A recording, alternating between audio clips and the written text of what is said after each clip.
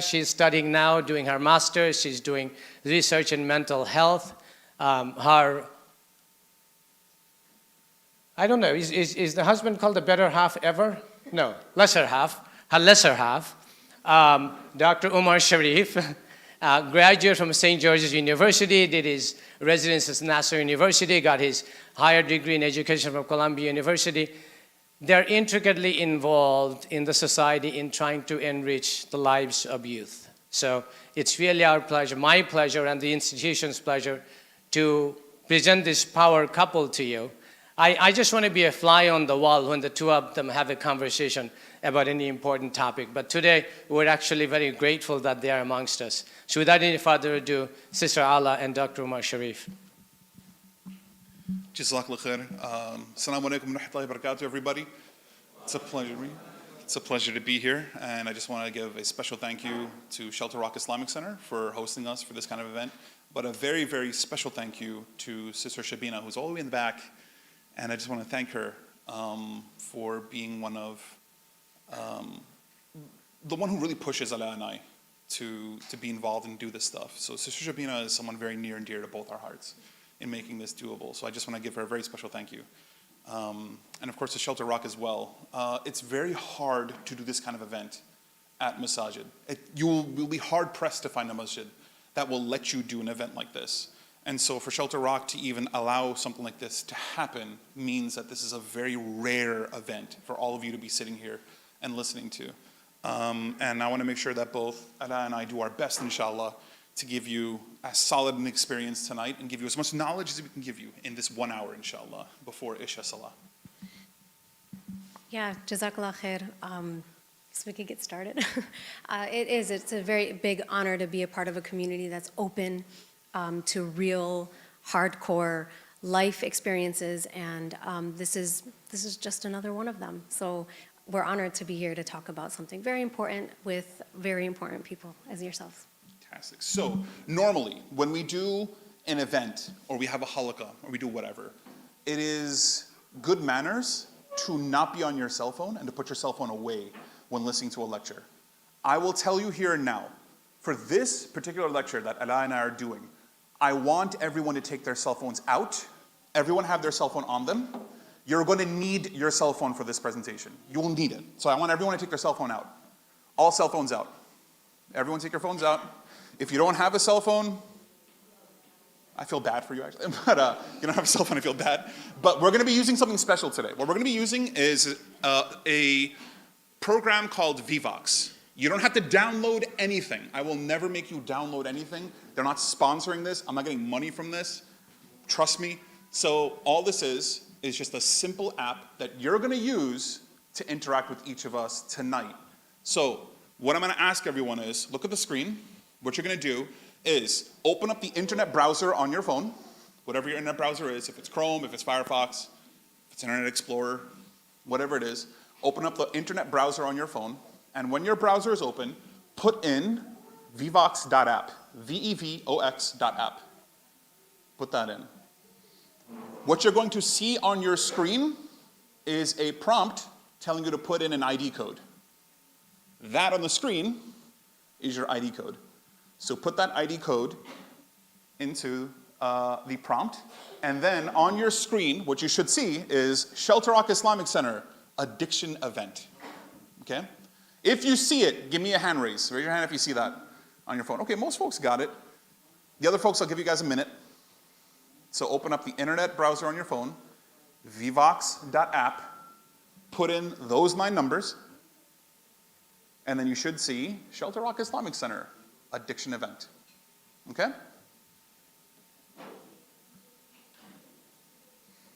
Everybody cool? We're all good? Anyone having trouble so far with this? It's okay, you can tell me if you're having trouble with it. I'm not IT, I can't fix this stuff, but it's good to know at least. Okay, so we're all good? Okay, awesome. We're gonna practice this now, okay? This will be our practice run, just to get everyone on board with it, okay? I'm gonna put a question up on the screen, okay? You're going to see the question on your phone, and you're going to pick the answer on your phone, and you're going to see your answer up on the screen. Okay? Is everybody ready?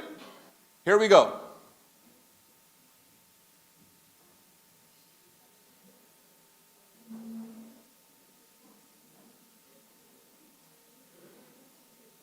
Wow, mashallah. So tonight, if you look up top, see a little bar thing up there? We've got 56 people connected tonight with their phones. If you are not connected yet, the instructions are right up there. Join via Alongside app and the ID. So for anyone walking in right now and don't know how to join, you can. Go ahead, you'll see the answers on your phone. Input your answers, please. Easy too? Oh, look at you. All right.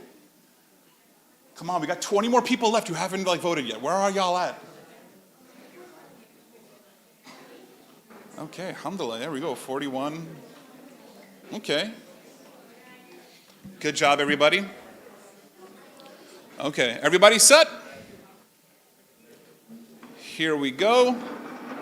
Let's close our poll and let's see how everyone's feeling tonight.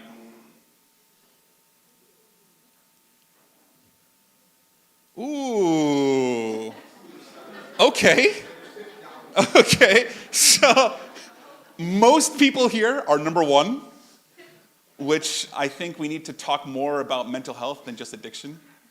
2% of you are number two. I hope you're okay, whoever picked number two.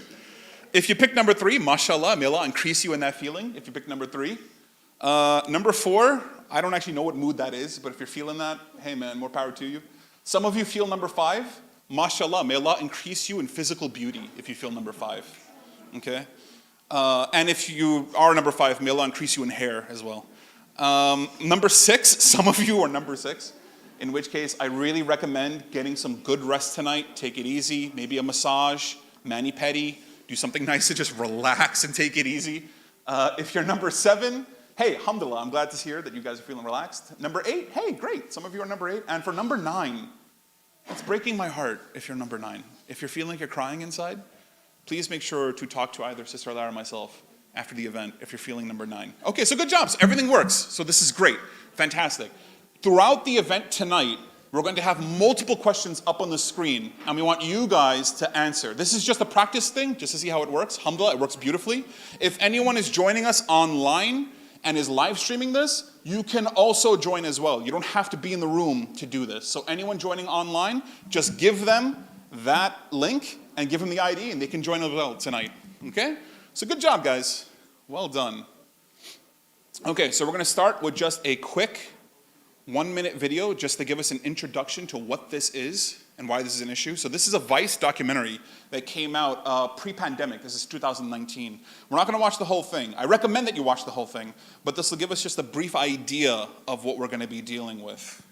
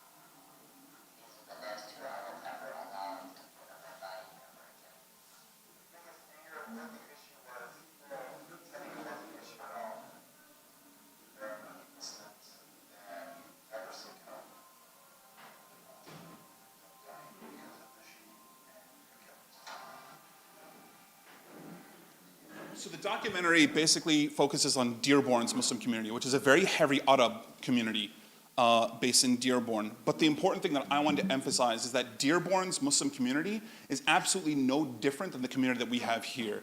In fact, I can tell you that pre-pandemic, we had multiple cases of opiate-related overdoses in the Muslim community, and this is in Brooklyn. I don't know how many are in Long Island. What I can tell you is, as someone who was born and raised in Long Island, I can guarantee you when I was in middle school and when I was in high school, Most of the kids were usually either smoking weed, or most of the kids were like experimenting with cigarettes or with like typical party drugs. Usually it would be like Molly, it would be like X.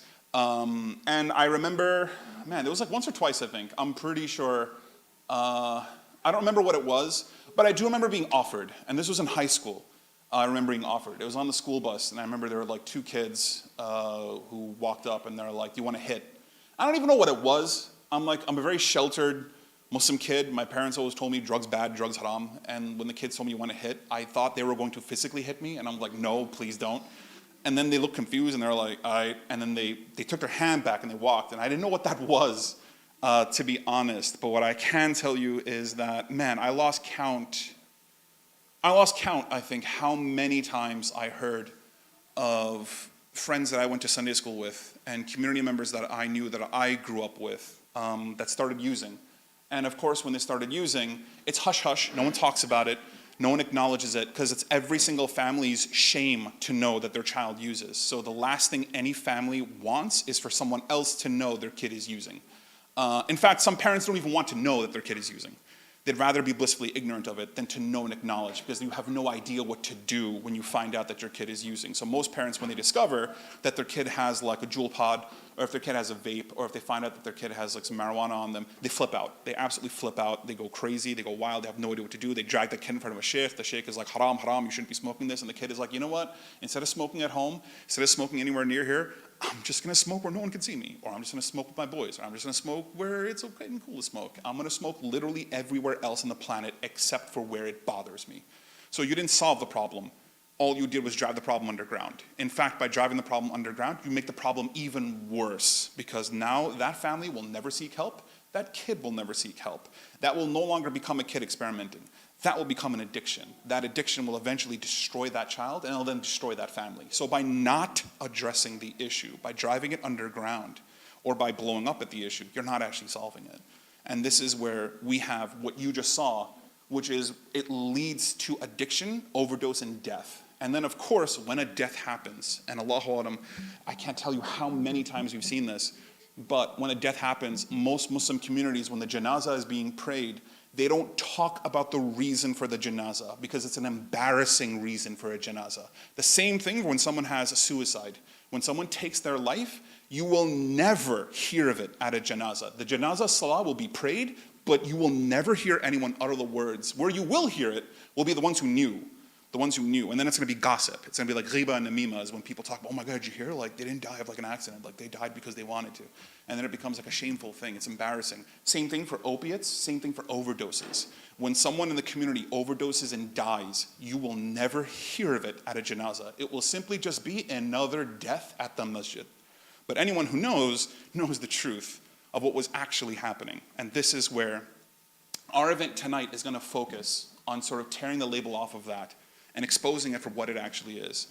Sister Alaa and I are both going to teach the stigma behind this. Why do we even have the beliefs that we have around substance use and addiction? And then, of course, what are these different substances? How do they even look like? What do they even do? And then how do you treat this? What do you even do to help someone going through this? So that'll be the gist of our event tonight, inshallah. So we're going to start first. Whoops, let me exit out of this. We're going to start first with what even is an addiction. So we're going to define addiction as 4 key aspects. If you look on the screen, you'll see it right over there. Addiction is 4 key things. The first thing is tolerance, meaning if someone's doing something, they get less and less pleasure from it, so they need to do more and more of it to feel the same way. So they develop a tolerance to it. Second is withdrawal. If they stop doing something, they start to have cravings towards it. They can't deal with the fact that they're not using something or doing something. So you'll see cravings. You'll see their body going into like a state of discomfort when they're not doing something. The last one is obsession. They obsess over this. Now realize I'm not using the word substance. I'm saying a thing, which means that addiction is not specifically drugs. It's only when someone has an attachment, an unhealthy attachment to something. So if you look here, I'm going to give you examples on the side over there. Everyone knows this. If I tell you that someone's like an alcoholic, you know what they're using and you know they can't handle it. If someone's using coke, if someone's using marijuana, if someone's abusing drugs or meth or maybe hallucinogens, whatever it may be, we consider that an addiction. What I want everyone to look at is not the drugs. What I want you to look at is that side of the screen. What do you see on that side of the screen? anything that you do as a human being that takes control of you and you are no longer in control of it, this is considered an addiction. So food can be an addiction. Excessively eating food, not being able to control the kind of food that you put in your body, this is an addiction. Pornography, very common addiction. To simply consume porn and consume porn excessively, such that it consumes you. Next up, exercise. Someone who exercises so much, and look, exercise is a wonderful thing. Food is a good thing. What you'll notice is that some of these things that you see over there are not inherently haram. They're not. Food is not haram, exercise is not haram, love isn't haram, internet isn't haram, video games aren't haram, none of this is. However, when this becomes a behavior that consumes you, something that was once permissible becomes impermissible. And that's why in Islam we're always taught everything in moderation. Everything in moderation. It's a prophetic sunnah that you do everything in moderation. That even good things for you, if done in excess, lose their meaning when done. So I want to emphasize that. Now here's an important thing, and then I'm going to hand it off to Sister Alaa, which is addiction is not considered to be a choice or a moral flaw. And what I mean by this is the general gist that everyone has is that when someone is an addict, they did it to themselves. You chose this. You put this drug in your body. You smoked that. You did this. It's your fault. You did it to yourself. You have no one to blame but you because you did this. In the Muslim community, this is how we treat it. We treat it as if this is your fault. You have low iman, you're a bad Muslim, shaitan influenced you, or you have a bad family, or you have bad influences, you're a bad Muslim. Because you're a bad Muslim, you abused. Because you abused, Allah will not forgive you. Because Allah won't forgive you, you know where you're going. And this becomes a cycle in which you turn that Muslim person who is suffering and struggling into someone who feels like a failure. Someone who is devoid of Allah's light and Allah's mercy. And when they cannot find light and mercy in the Muslim community, where will they seek it? They will seek it anywhere else except with Muslims and except with the masjid and except with Islam. So rather than bringing someone into the deen and helping them with their struggle, you are pushing them out of the deen by doing this. You are not helping them with their addiction. You are worsening their addiction. So this is a key thing that I want to emphasize. This is something that Sister Alaa are going to really drill tonight, which is that addiction is an illness. It's a mental illness. This is why you have two mental health professionals here to explain this to you, that I will never ever look at a brother with a broken leg and point at him and say, how dare you do this? You skipped Fajr last week, that's why this happened. It makes no sense.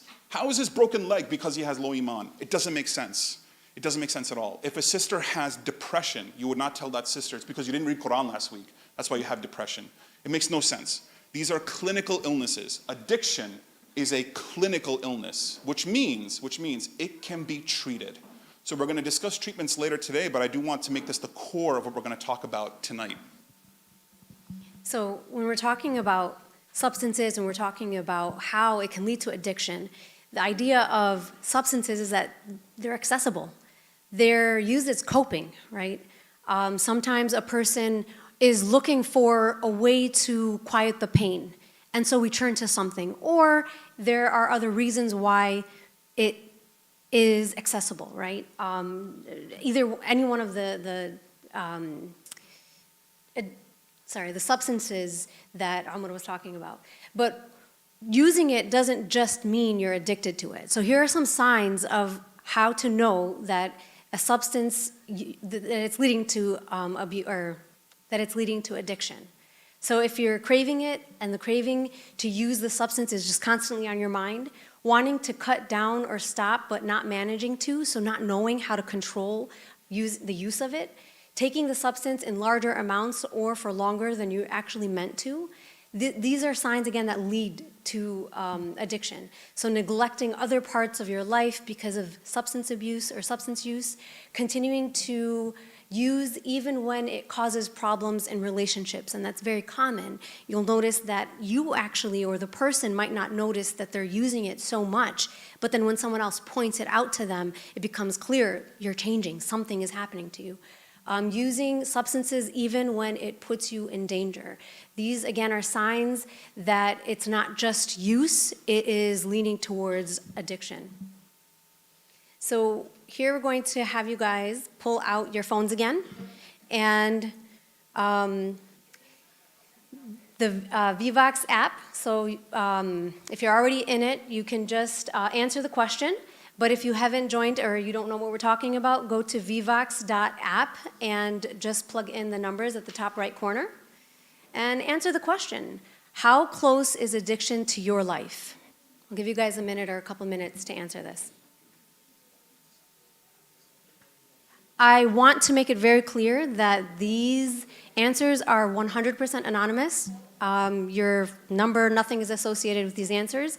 So when you do answer them, be as honest as you can be. And if you are a person struggling, hey, I'm happy you're here, right? So be as honest as you can be. If you don't know anyone, we're not judging. That's why you're here. We're here to learn, right? Thank you so much. Almost the whole group has answered. Just a couple more people. No one can see your answers. No one knows who wrote what. They're still coming in. Thank you so much. All right, someone took their answer back. Okay, good, you changed it. We're gonna close this and see what everyone has. All right, awesome. Thank you so much. So again, if you're a person who answered, I'm personally struggling, I'm happy you're here. We're both happy you're here and happy to talk to you afterwards so that you know there's a space. You know that this is your space. If you don't know someone or you do know someone that's in your family, we're, again, so happy that you're here because this presentation will really help us enlighten what it looks like and how to actually work through the use and make sure that if it leads to addiction, there are resources and help.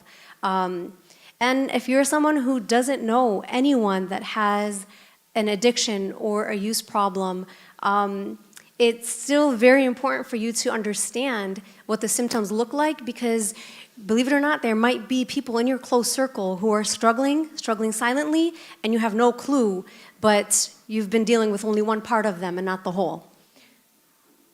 In fact, when we look at the statistics of the Muslims nationwide, a poll from the Institute of Social Policy and Understanding shows that 37% of Muslims have reported that they know someone with an addiction or struggling with addiction. And if you notice that this compared to other religious groups, the Jewish community, the Catholic community, the Protestant community, the white evangelical community, and the general public, Muslims are reporting the least. It doesn't mean that there are less Muslims struggling with substance abuse problems. It means there's something that's stopping the Muslims from reporting, right? But with that, there's still more than 1/3 of the Muslim population knows someone who is struggling with mental health, with addiction and drug use. So poll again. Again, we want to make this as interactive as possible, and while we're bringing in statistics from the greater population, let's see what Shelter Rock community thinks as well. So please take your time to answer this question. If you are not married, would you consider, or if you have children, would you consider for your child to marry someone who is a former substance user? Again, no judgments for your answers, and no one knows it's anonymous. I'm actually very curious. Yeah. Curious what they're going to say.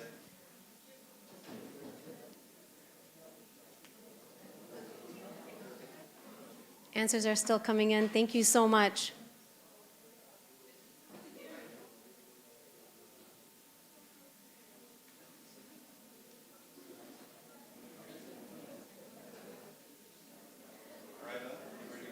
All right, we're gonna close this and see what everyone is answering. Wow. All right, and no judgments. This, again, shows what our population here in this room is thinking when it comes to marrying someone with a substance use, actually, not even addiction only. When you look at the statistics nationally, it's actually what the general population of Muslims have responded to this question as well, that Muslims feel more bothered to marry someone or to have their children marry someone who once struggled with drug addiction but is now sober. So even if they're sober now, their past included substance abuse or addiction. Well, when you look at the actual question that was asked by ISPU, it was actually comparing what makes you more bothered. Would you be less bothered marrying someone from a different faith? Would you be less bothered marrying a person who's divorced, a person who from another race, or a person from a lower socioeconomic status, so a rich person marrying a poorer person or a poor person marrying a richer person? But the Muslims have responded that it is more bothersome to marry someone with a substance abuse or addiction or use problem. When you compare that to the general population or the other communities of faith, it's actually very much aligned. People from the Jewish, Catholic, Christian backgrounds and the general population also feel similarly to the Muslim response that it is uncomfortable or bothersome to marry someone that has recovered from addiction.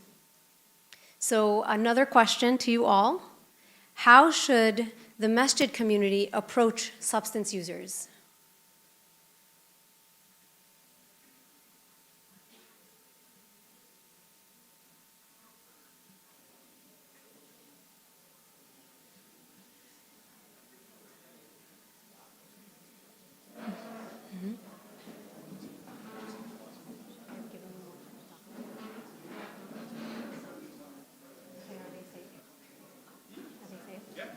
Okay. So we're going to give it a minute more and then close.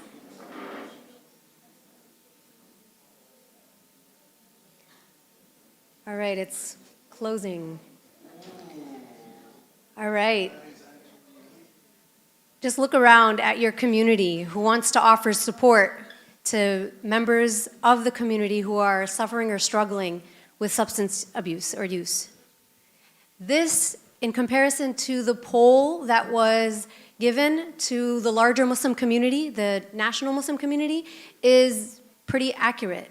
76% of the Muslims said that my faith community, our Muslim community, should provide more support to those struggling with drug addiction.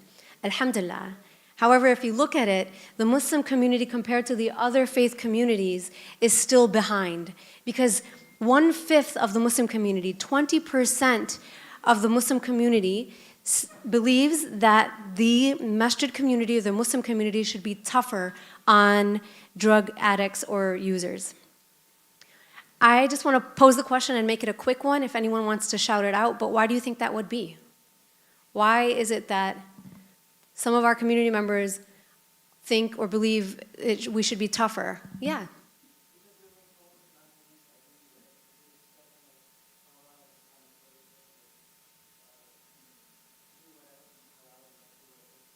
So we were just told, halal, don't do anything haram. There's nothing in between.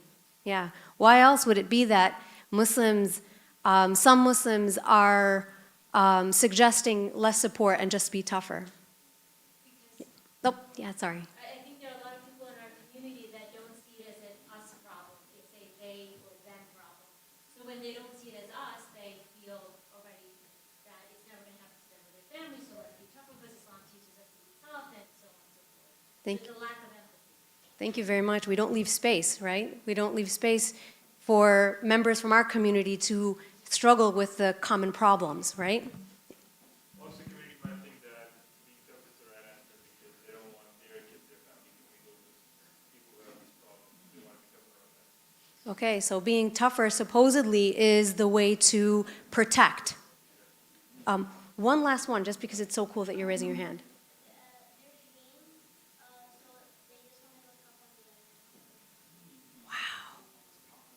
Because they're ashamed, so they want to go tougher on the other people. Shame. I think, oh, go back. How do you go back? Sorry. You said it. We have stigma in our communities, right? And there's shame. We're ashamed of our problems, so we don't think we can get help for them. And if we can't get help for our problems, then we also aren't able to help others with theirs, right? Because it's not our problem, it's haram, so we stay away from it. But more than 1/3 of our Muslim community members know someone who's struggling with it, right? In our own families, in our own extended or close families, someone may be struggling and we won't know about it because we're putting them to shame, right? And stigma is a big problem in our community. I'm going to pass it on to Omar, and we're going to talk about how to address it when it is in our community.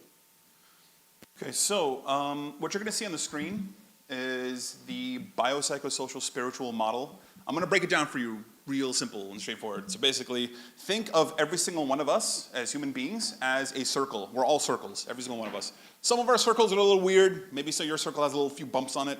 Maybe some of the circle is not really a circle. It's more like an ellipsis, whatever. We're not here to do geometry. All I'm saying is that everyone's got a circle. Everyone's circle is split into 4 parts. This comprises your holistic health. So what everyone thinks about when I say, are you healthy? You only think about one part. You actually think about this part, which is the biological part of your circle. It's the physical part of your circle. So what does an injury look like in each part of this circle? So for example, if I trip and I fall outside the masjid, I will sue the masjid. But when I trip and fall outside the masjid, I will fracture my arm. This is a physical injury to my physical body. My emotions were not hurt. Maybe if I cry a little bit and someone laughs at me, then yes, my emotions are hurt. But my emotions are not hurt, my physical body is hurt. This comprises your cell, organ, physiological systems, biochemical systems. It's your physical body that's being affected. Then there's the psychological part of your circle. This comprises your mental health. How mentally healthy are you? Are you someone who's anxious, someone who's depressed, someone who's OCD, someone who's bipolar, someone who has schizophrenia, someone who has any number of mental illnesses? This is what an injury looks like in the psychological part of your circle. It is an emotional wound. Then we go to the social part of the circle. Every single human being, by virtue of being a human being, has a social connection to someone else. Maybe it's your friends, maybe it's your family, maybe it's friends at the masjid, maybe it's work friends, whoever, it doesn't matter. Everyone has a connection to someone else. You cannot exist and not have a connection. Unless one of you is a hermit living up in the mountains, being a monk by yourself, then okay, this probably doesn't exist for you. But that's fine, I don't think anyone here is like that. Then there's the last part of the circle, the spiritual part of the circle. The spiritual part of the circle relates to only one relationship, and that relationship between you and your Lord. So, you can get hurt in any one part of this circle, and a wound in any one part of the circle can affect the other parts of the circle. So for example, I fell and broke my arm. Because I fell and broke my arm has to be in a cast. Because it's in a cast, I can't play basketball anymore. Because I can't play basketball anymore, I'm not hanging out with my friends anymore. Because I'm not hanging out with my friends anymore, I'm not socializing anymore. Because I'm not socializing anymore, I'm staying in bed all day. Because I'm staying in bed all day, I'm not actually talking to anyone, I'm not actually doing anything, I'm actually lounging. I'm gaining weight, I'm eating excessively, I don't feel like I have any purpose, I don't feel like I have any drive, I don't know when this arm is gonna heal, it's just pain every single day and I can't stand it. And I'm questioning, why did Allah do this to me? Why did Allah give this to me? How come me? Why is this happening to me? I don't even want to pray anymore. I don't feel like I have the drive in me anymore. I have a physical injury that affected me psychologically, that affected me socially, and affected me spiritually. Now, if I take my broken arm and I go to the imam and I tell the imam, I feel sad, I feel isolated, I feel lonely, I feel disconnected, which part of the circle will the imam give me treatment from? Yes, the spiritual one. He's going to tell me a few things. Forget the imam. What if you go to your mom and dad and tell your mom and dad, I'm feeling this way? They're going to give you the same prescription the imam is going to give you. They're going to tell you, pray more, read more Quran, make more dua, and inshallah, everything will get all right again. Here's the problem. You can't go to Dr. Shareef and say, Dr. Shareef, help me, and I write a prescription for, take 3 duas and call me in the morning. I would lose my license and I would lose my job because I'm giving you a prescription that doesn't fix the original problem. The original problem has to be fixed. The original problem is you fractured your arm. So what you should do, you should see a doctor, get a cast, get painkillers, get crutches if you need crutches, and do physical therapy. All of this is a physical solution to a physical problem. And if you treat that, then you can help the rest of it. Now, for example, if a Muslim comes to you and they tell you that I am suffering from anxiety and depression, and what will their parent tell them? This is what every parent will tell their kid. What are you going to tell your kid? What should he do? He should pray. He should read Quran. He should make dua. You're giving him a prescription from where? When his problem comes from where? So what should you do? Just like with the broken arm, what do you do now to fix someone who has a mental illness? Go to a psychiatrist. Go to a therapist. Get mental health. It's the same concept, the same exact concept. Now, if someone is telling you, I don't feel connected to Allah, I feel like I'm a terrible Muslim, I don't feel like I'm connected to my deen, I'm not connected to my Muslim community, what can you do now? Yes, now you can go to the Imam, now you can get that. Now, am I dismissing this help? Not at all. Can you get help from all three parts for something physical? Will baking dua help me? Yes, it will. Yes, it will. Will it fix my arm? Probably not. But it will make me feel better. It will make me feel better, but you're not fixing the original problem. So now let's put substance use and addiction up on the screen. Where does substance use and addiction come from? Which part of the circle? It comes from the psychological part of the circle. It comes from the psychological part of the circle. Now here's the problem. If I'm going to use drugs and use drugs excessively, what's it going to do to my body?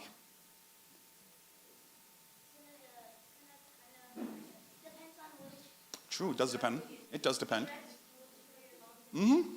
Let's use cigarettes then. That's a great example. I'm smoking cigarettes, lots of cigarettes. I need cigarettes because I'm really anxious. I'm really on edge. When I take a drag of the cigarette, I take a nice deep breath in. It's a nice drag. I feel relaxed. I'm calm. My muscles detense. I feel at ease. I feel okay. I'm actually making myself feel at ease. Where am I feeling better right now? Psychological part of the circle. What are the cigarettes literally doing to my body? They're filling my body with tar. Eventually, what will cigarettes affect? Which part of the circle? Biological. It's physically going to affect my body. When that happens, when I start coughing and hacking, and I'm praying at the masjid, and the brother praying next to me can literally smell it on me, and he steps away from me, and he says, "Ack, please. Like, take some Nicorette gum or put some cologne on. Like, I can't do this anymore." What part of the circle gets affected now? So who do I hang out with? I can't hang out with regular people. I'm going to hang out with other people who also smoke. So now I'm going to be a chain smoker. I'm going to go to that part of Penn Station where it's like a big plume of smoke inside that room where everyone's in there smoking. That's where I'm going to be. And if you're going to chuckle and laugh at this, I will direct you to ICNA convention, where at ICNA convention there is a designated smoking room for Muslims to smoke there. We have this. We allow for this. And I'm not saying it's a bad thing. What I'm saying is that you're taking all these Muslims that have a problem and you're just quarantining them in a room. As long as you're out of sight, you're out of mind. No one has to smell you. This is how we're treating the problem. And then, of course, the final part of the circle gets affected. When this addiction consumes you, when you cannot function, when you make takbir and fold your arms and your arms are shaking because you're having a craving right now, what part of the circle gets affected now? So a psychological problem will affect every facet of your life. This is how the biopsychosocial spiritual model works when it comes to addiction. Up on the screen, you're going to see some crazy jumbo, mumbo jumbo, whatever stuff. You guys are not in medical school. You don't need to know any of this. Actually, we're a Muslim community. All of you should be in medical school. Astaghfirullah if you're not. How dare you? If you're not in medical school, you should be in engineering school. If you're not an engineer, you should be a lawyer. So don't worry, ignore all this. You don't need to know about any of this stuff. All you do need to know is that this is why we consider this to be an illness. Because substance use hijacks the brain. It hijacks the pleasure center in the brain. I'm going to point to one part of the brain. The one part of the brain I'm going to point to is this guy right here, the nucleus accumbens. Don't memorize this. There's no test or quiz after this, okay? So all you need to know is that there's a part of your brain that is the pleasure center of the brain. Anything you do that makes you feel happy, that makes you feel good, releases a happy chemical. The happy chemical is called dopamine. Dopamine is a happy chemical. So for example, if I were to tell everybody run, look outside, I have free donuts for all of you, you guys will have a small increase in dopamine because you're excited. If I told you, guys, look outside, everyone, there's a Tesla dealership and everyone's getting 90% off, all of you will be like, oh my God, it's an even bigger hit of dopamine. And some of you are like, I don't even have a driver's license, so I don't have dopamine. So it doesn't matter. All I'm saying is that a pleasure chemical goes up, and it goes up in that area. So let's go to the next slide. Thank you, Sister Alaa. Just arrow, that's fine. Okay, so here we go. These are your dopamine levels. We're going to start with 0. 0 is no happiness at all. Nothing at all. Oh, no, go back one slide. Thank you. So we're going to start at a normal level right up here. This is eating food. This is a regular human thing. Everyone does this, eating food. You go from a pleasure chemical level of 100 in dopamine, and then when you eat some food, and oh my God, food eating feels so good, especially when it's your favorite food, and it's like your absolute favorite, and it's made by your mom, It's the best thing imaginable. So where's your pleasure chemical go up? Goes up to 150. And then as you digest and you're not enjoying it anymore, your pleasure chemical kind of just like tapers off, okay? The human behavior of sex, intercourse itself, you go from a pleasure level of 100 and you reach the highest pinnacle of pleasure from sex, and that's 200. Keep these numbers in mind. I want you to keep these numbers in mind. Eating food gives you a pleasure chemical level of 150. Having sex gives you a pleasure chemical level of 200. Now go to the next slide. Now take a look at these numbers. Someone who uses meth, takes one hit of meth, their pleasure chemical level goes from 100 to 1,000 and then slowly tapers off. The more and more and more they use, they don't get it back. It just keeps tapering. Someone who uses cocaine, their pleasure level will go from 100 to 300. Someone who uses nicotine, smokes cigarettes, your pleasure chemical will go from 100 to 225. Morphine, 100 to 200. These are levels of pleasure in the human mind that are not humanly possible. You are creating levels of pleasure in the human brain that are not supposed to be possible for you. This is what the chemicals will do to you. It is creating levels of pleasure that after you get your bump, after you get the hit, what do you notice about every single graph after the hit of pleasure? What do you notice? They stall. They stall. And where do they go from there? They all go down. You will never, ever achieve that pleasure again. And you're never going to achieve that pleasure again in your life. That first hit of coke, that first snort of meth, I'm not telling you that I've experienced this. I'm simply explaining to you what my patients tell me. It will torture you for the rest of your life, because if you eat a plate of delicious food, you are not going to feel the same pleasure anymore. You have had pleasure more pleasurable than this. So this doesn't mean anything to me anymore. The act of sex means nothing to you anymore. Things that normally give human beings pleasure, you've experienced something beyond anything else anyone else has experienced. Regular human behaviors and emotions will no longer give you pleasure anymore. You only seek after one thing to give you that hit that you had before. You're going to go after that substance again. And if you notice, the length of time after using it, if you continuously keep using it, it doesn't go up. You'll notice that the human brain hits its limit. And once it hits its limit, that's it. The human brain cannot give you more pleasure than that. So you will never achieve it again. So you're constantly seeking that pleasure over and over and over and over and over again, trying to find it again, and you're not going to find it again. What you will find is a dependency, an addiction to that substance, because the substance has taken you over now. Your entire point and purpose and drive in life now is seeking that happiness. That's what you want. That's what you've always wanted, is to just feel happy, and this drug lets you do that. So I want you to keep this in mind. When someone says, well, why are you even using? Why are they even using substances? Look at the level of pleasure this gives you. Look at what it's giving you. Imagine a brother or sister who is suffering from depression. They don't even have 100 as like their normal pleasure level. They have like bare bones pleasure. They don't even feel regular pleasure from anything. Imagine someone suffering from depression and anxiety. You can see why they would use. You can understand why they seek this. You can see what a drug can make them feel. So keep this in mind for yourselves for this.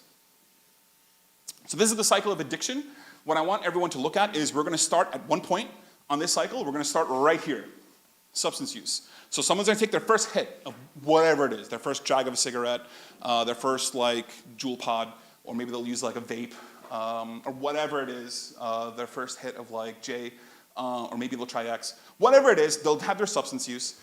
After substance use, you're going to lose control over it. Everyone says they have control, no one has control. And anyone who tells you they are in control are lying to themselves first, and then they're lying to you. So you're going to lose control over this, because when you hit pleasure chemicals that high, you are not in control anymore. The substance is in control of you at that point. You're then going to have guilt over use. If there's one part of this circle that is very strong in the Muslim community, it is this one. If there's one thing that Muslims are masters of, we know how to guilt and shame like nobody's business.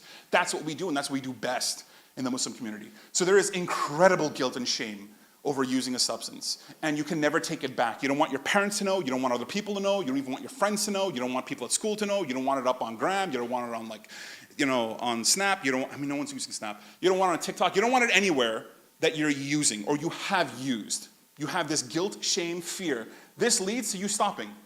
You have to stop yourself. So you're going to stop using.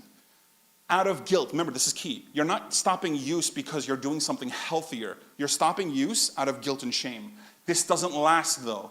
Very rarely can you guilt or shame someone into doing something. Eventually, they're going to relapse. When that happens, over time, they're going to feel more frustrated. They're going to feel more upset. Remember what I told you about those happiness levels. Your brain cannot achieve that happiness again. So you're going through life feeling empty.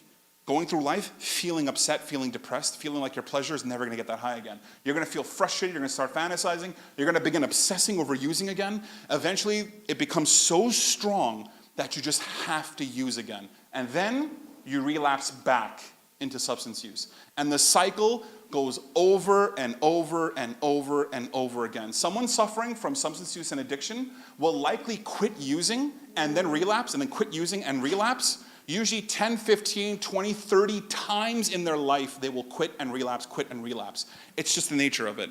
A lot of family members get very frustrated. They get very upset when they have a family member or when they themselves are suffering. It's like, you just quit last week. You're already using. I can't believe this.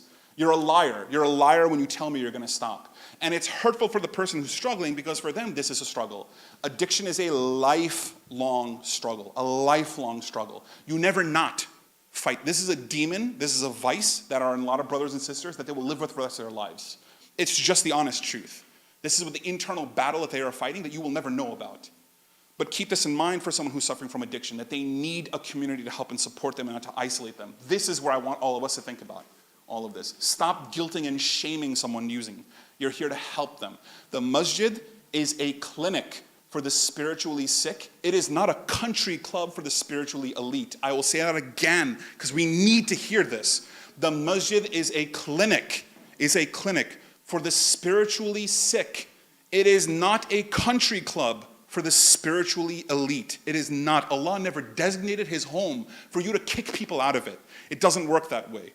You are not Allah's gatekeeper, you never were. So if a brother or sister is struggling and suffering from addiction, this is the place to seek healing and treatment for it, and you are the ones to render that treatment. It comes from all of us as community members. So I want us to work on breaking this cycle for those of us who are suffering and struggling. You saw the answers that Sister Alaa showed up on the board.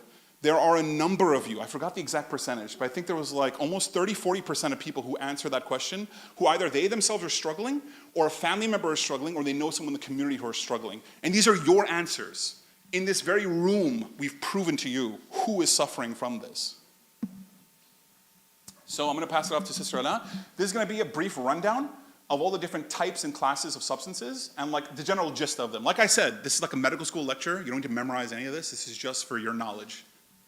So yeah, I mean, it's all up there, and I'll just briefly go through it. I know Omar is going to go into specific details, but again, there are different types, right? Different classes of drugs. The depressants slow the body down, slow the brain down, and this is where depression, fatigue, it happens with depressants, right? Some depressants are alcohol and Xanax. Stimulants are the drugs that speed up the brain and speed up the body operation. So this is where increased heart rate, seizures, heart attack. And some of the examples are nicotine or Adderall. Hallucinogens, again, alter perceptions. This is where when a person is addicted to hallucinogens, they can actually have symptoms of psychosis, psychotic symptoms. Some of those are LSD, right? Dissociatives, opioids, inhalants. There are so many different ways that drugs can affect the body, affect the brain, and they're accessible in so many different ways. The thing is, like one of the sisters mentioned, we think it's a them problem and not an us problem, but this is so accessible, and oftentimes we don't realize it's that one start. And for parents or for children in the room, when you hear your parents say, just say no the first time, it's because of that high number that Omar was showing you. That first time could really, really mess a person up, right? But for children in the room with parents that are addicted or that are using, and parents don't understand why your children are just really scared around you, because it is a scary thing to see a person go down that path. I myself can say that I was 13 years old when I lost a very close person in my life, 13 years old, to learn about opioids in the Muslim community, to learn about a heroin addiction, and to not know until he was in the hospital because they weren't able to bring him back to life after he killed himself. And that's scary at 13. It's real, it's close to all of us, right? Again, these are accessible and found in so many different ways. And I think Omar can go into detail about. So we're going to start first with alcohol. I know what everyone's going to think. Oh my God, alcohol, it's haram. And I'm thinking to yourself, yeah, duh, obviously everything in this lecture is haram. But the point that I'm trying to make is that just because something is haram doesn't mean it doesn't happen in the Muslim community.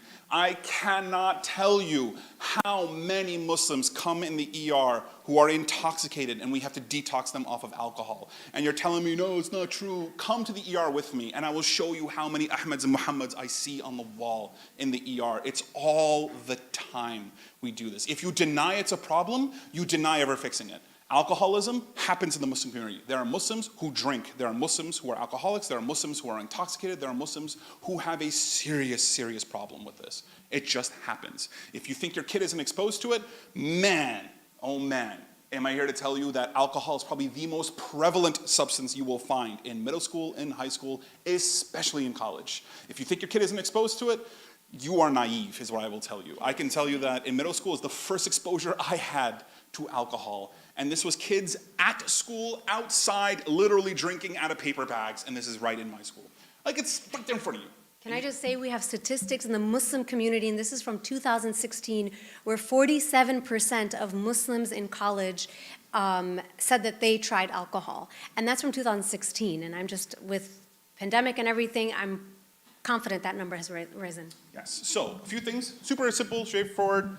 Like I said, it's a medical lecture, but technically speaking, just to give you a heads up, alcohol affects multiple parts of your system. It affects your brain, it affects your memory, it burns your esophagus, you can have high levels of alcoholism in your system, can destroy your liver, can affect your pancreas, also make your muscles weak and your heart. There's a lot of things that alcohol does. I would recommend not using alcohol. If you're having trouble with it, we can give you resources afterwards. I'm gonna start a quick poll. We're almost done.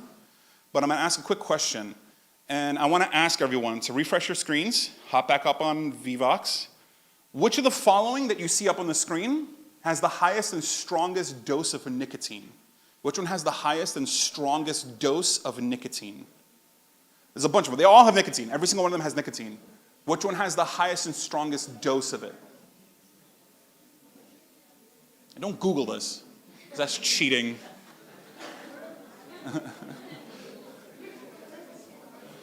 All right, we're almost there, 37, 41, not bad, okay, we're getting there, 42, 46, 47, yeah, 48, all right, okay, 50 out of 50, here we go. Let's close, let's see what you guys say. Ooh, all right, so we've got a couple of people saying pipe, few folks saying hookah, a bunch of folks saying cigarettes, cigars, and majority, 41% of people in the room are saying Juul pod and vape cartridge. The answer here is Juul pod and vape cartridge. So take a look up on the screen. I want to show you guys this. This is super, super important. I will tell you that if you don't think Muslims smoke, hop a flight to the Middle East, and I guarantee you, you will see every person on every street smoking. Hop into Astoria Boulevard and you will literally smell smoke in your face as you're walking through. This is so incredibly common. In fact, most of the Muslim businesses are hookah lounges. This is our thing that we present to people. So it's not exactly like this is a problem in Muslim communities. Heck, we've made it a commodity in the Muslim world. So first and foremost, I want you to pay attention to one thing. You see on the screen, you see mg. Mg is milligrams. Milligrams is how we measure dosages in medicine. So take a look at the mgs for each one of these, and that's how you can compare the nicotine content in each of these. So let's start first with the most common thing, which is cigarettes. Anyone knows, anybody, I mean, everyone knows what cigarettes are and how they smoke and how often people smoke. You're going to see about, in one typical pack of cigarettes, about 22 to 36 milligrams of nicotine, which comes out to like 1 to 2 milligrams per individual cigarette. A cigar is much stronger. You're going to see 13 milligrams of nicotine in a cigar. Check out the hookah. For a 45-minute session of smoking hookah or a 1-hour session of smoking hookah, you are giving yourself the equivalency of 22 to 36 milligrams of nicotine in a one session of hookah smoking. That is the equivalency of a pack of cigarettes. So anyone who tells you that hookah is safer than cigarettes is lying to you. I can tell you, clinically speaking, that the nicotine content in one hookah session that you have is the equivalent of smoking one pack of cigarettes. That's the equivalency of it. And then you can tell me that, like, yeah, but my hookah's nicotine-free, it's just fruit-flavored. And I would tell you, it doesn't make a difference. It's the same thing. You are essentially swapping substance use out and watering it down. If I tell you that, hey, listen, the alcohol content in what I'm drinking is 0.5%, so get off my back, you're still drinking. It's the same thing. So what I'm telling you is that for hookah smoking, it's the same thing. Next up, Juul, e-cigarette. Take a look at this number. I want to point you this number. What do you see here, right here, for Juuls and e-cigarettes? You get per pod, per cartridge, 59 to 60 milligrams of nicotine. This is literally almost 2 to 3 packs of cigarette in one cartridge that you see in Juul pods. They will market Juul pods and e-cigarettes to kids because they know that kids don't know better, but they will tell them that this is the safer alternative. Everybody's smoking. This is the cool thing. It's e-cigarettes. Everyone's doing it. It looks like a USB drive. You just stick it in your mouth, and it turns red, and you puff out. Isn't it the coolest thing ever? Oh my God, this is amazing. Like, all your friends are doing it. Why aren't you? Why are you a square or lame? Or are you mid? But point is, one Juul pod or one cartridge is equivalent to one pack of cigarettes or 200 puffs of a cigarette. Is what you're going to see in a typical cartridge. Next up are just loose leaf tobacco. I don't know anyone who does this. Maybe like cowboys do this. You don't really tend to see loose leaf tobacco done. But if you do see it, it has an extremely high level of nicotine in it. Next up are mini cigars. Mini cigars will give you 3.8. And then the pipe. Pipe you'll see in like professors, old men. I don't know kids who do pipe. But you tend to see 5.2 milligrams. The point that I'm trying to make are these two. Hookah and Juul e-cigarettes. This is so incredibly common. Your kid is already exposed to this. I promise you your kid is already exposed to this because of how common it is. Almost. I'm going to start off the next one, hopefully before they give the adhan. But I'm going to give a quick intro just into cannabis and marijuana. So what I'm going to tell you is that when everyone uses these words, they're not interchangeable. Cannabis is the parent plant, and cannabis has two kids, marijuana and hemp. The difference between marijuana and hemp is the difference in CBD versus THC. What is CBD and what is THC? THC is tetrahydrocannabinol.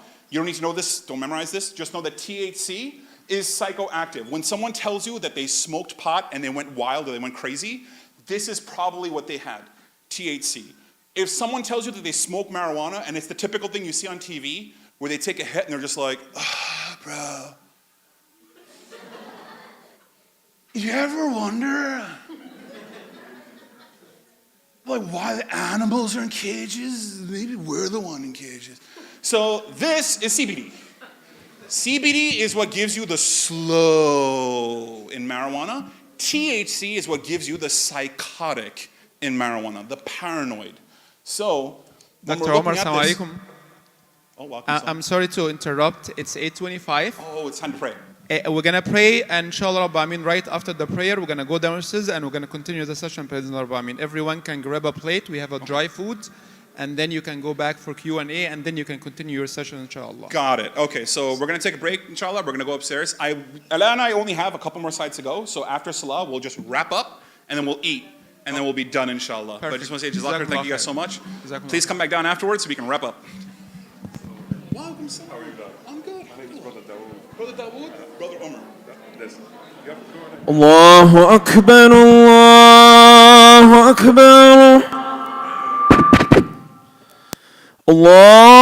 الله أكبر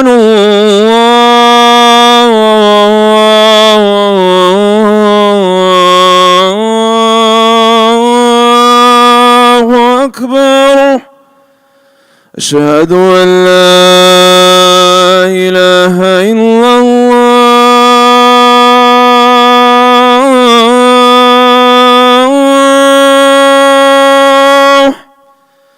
أشهد أن لا إله إلا الله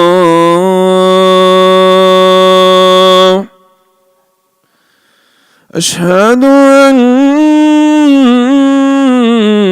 محمد رسول الله أشهد أن محمد رسول الله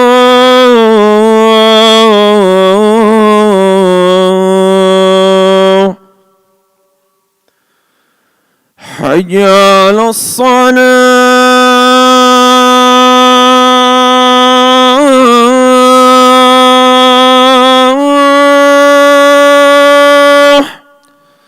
حي على الصلاة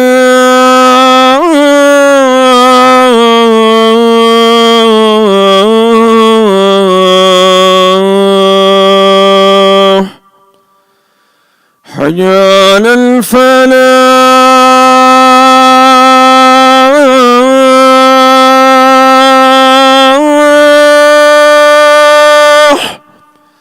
حي على الفلاح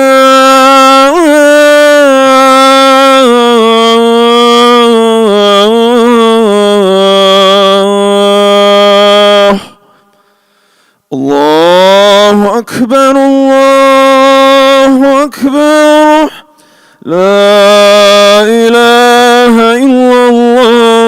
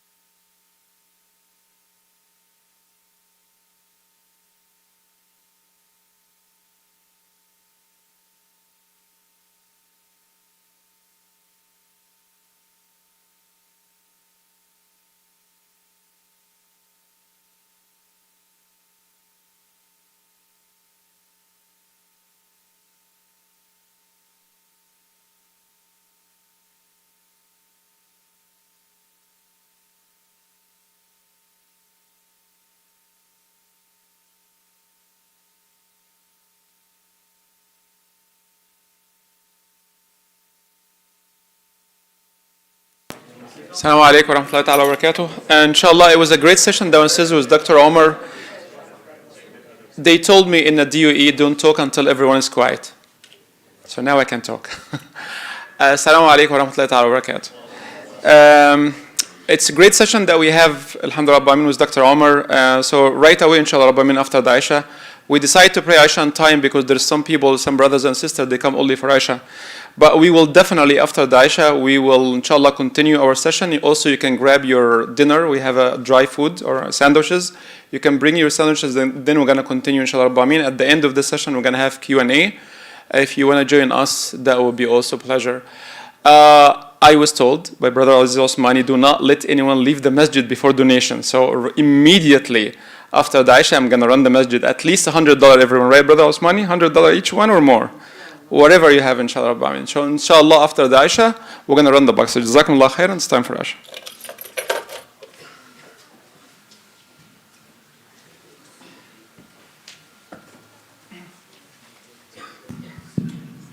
الله أكبر الله أكبر الله أكبر الله أكبر أشهد أن لا إله إلا الله أشهد أن لا إله إلا الله أشهد أن محمد رسول الله أشهد أن محمد رسول الله حي على الصلاة حي على الصلاة حي على الفلاح حي على الفلاح قد قامت الصلاة قد قامت الصلاة الله أكبر الله أكبر لا إله إلا الله.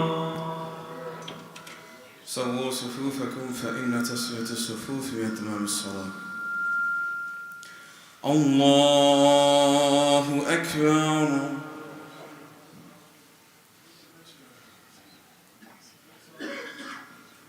الحمد لله رب العالمين الرحمن الرحيم مالك يوم الدين إياك نعبد وإياك نستعين اهدنا الصراط المستقيم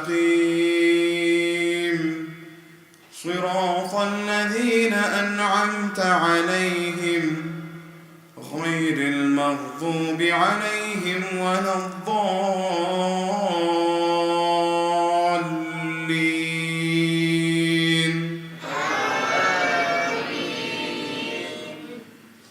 وإذا تتلى عليهم آياتنا بينات تعرف في وجوه الذين كفروا المنكر يكادون يسطون بالذين يتلون عليهم آياتنا قل أفأنبئكم بشر من ذلكم النار وعدها الله الذين كفروا وبئس المصير.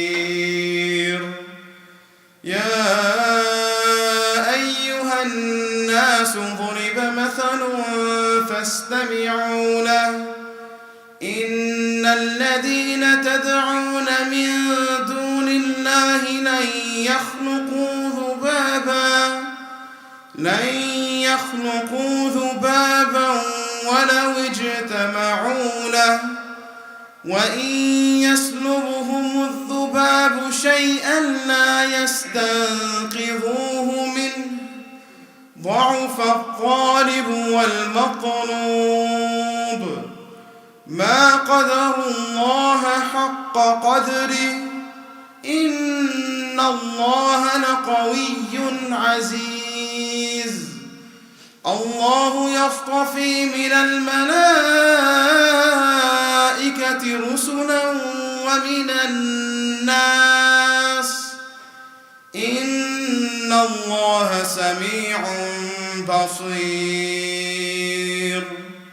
يعلم ما بين أيديهم وما خلفهم وإلى الله ترجع الأمور.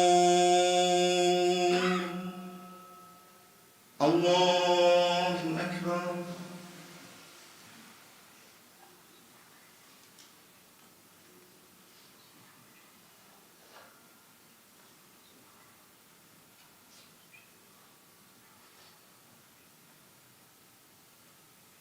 سمع الله لمن حمده.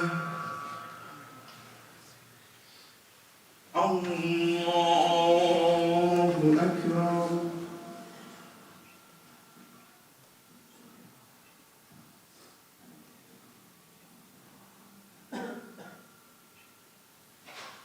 الله أكبر.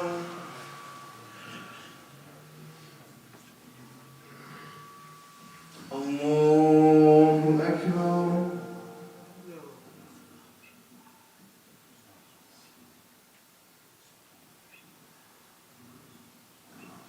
الله أكبر. الحمد لله رب العالمين الرحمن الرحيم مالك يوم الدين إياك نعبد وإياك نستعين اهدنا الصراط المستقيم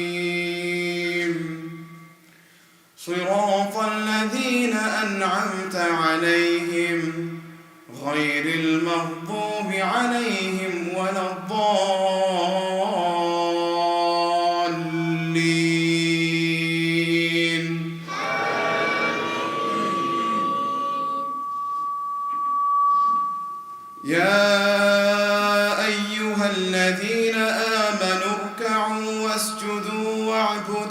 ربكم وافعلوا الخير لعلكم تفلحون وجاهدوا في الله حق جهاده هو اجتباكم وما جعل عليكم في الدين من حرج ملة أبيكم إبراهيم هو سماكم المسلمين من قبل وفي هذا ليكون الرسول شهيدا عليكم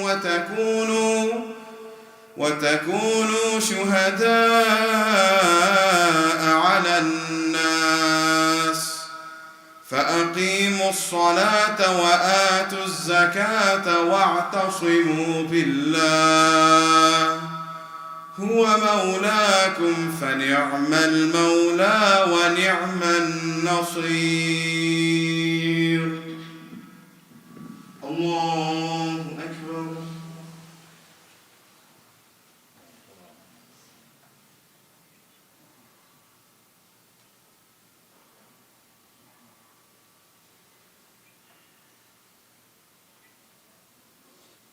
سمع الله لمن حمده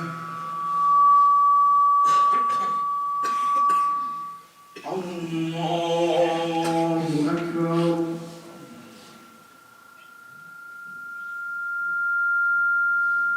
الله أكبر الله أكبر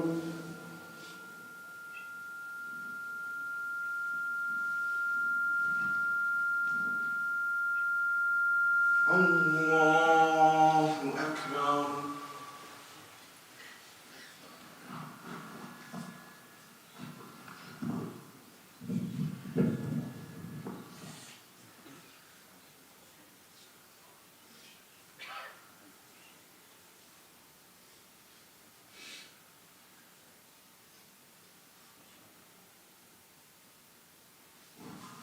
الله أكبر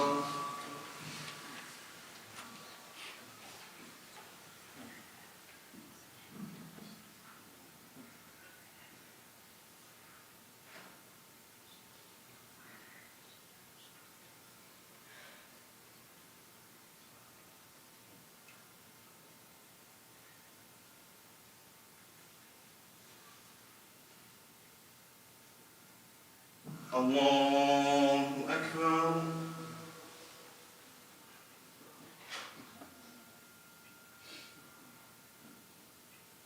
سمع الله لمن حمده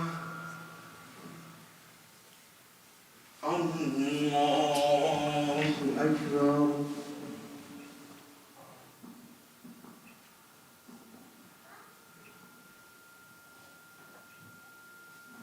الله أكبر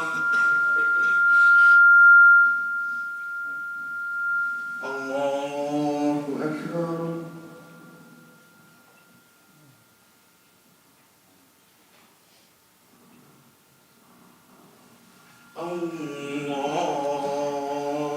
أكبر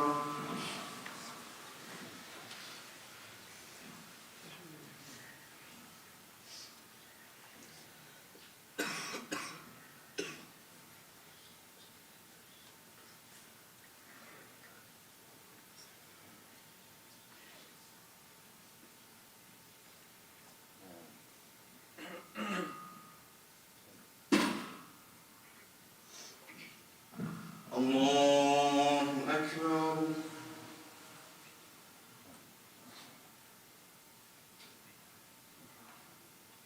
سمع الله لمن حمده الله أكبر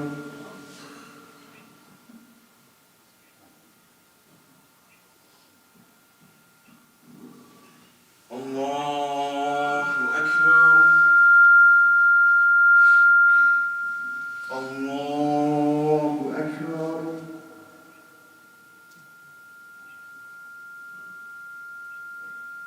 الله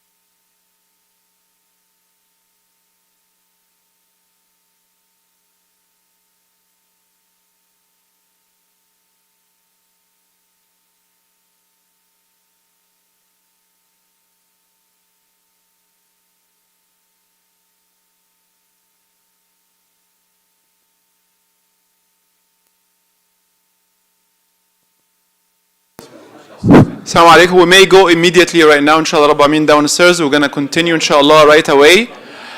You may grab your food and then go back to the room downstairs. Inshallah, we'll finish the session with Dr. Omar Bezni Rabbi Amin. So immediately we're going back downstairs. Jazakumullah khairan.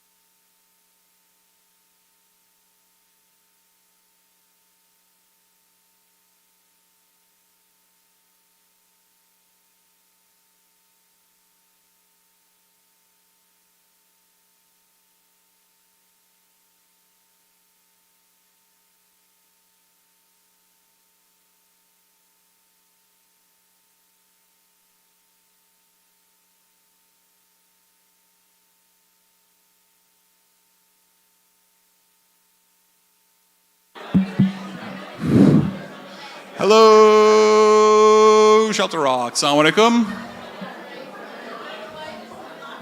Oh, come on, everybody.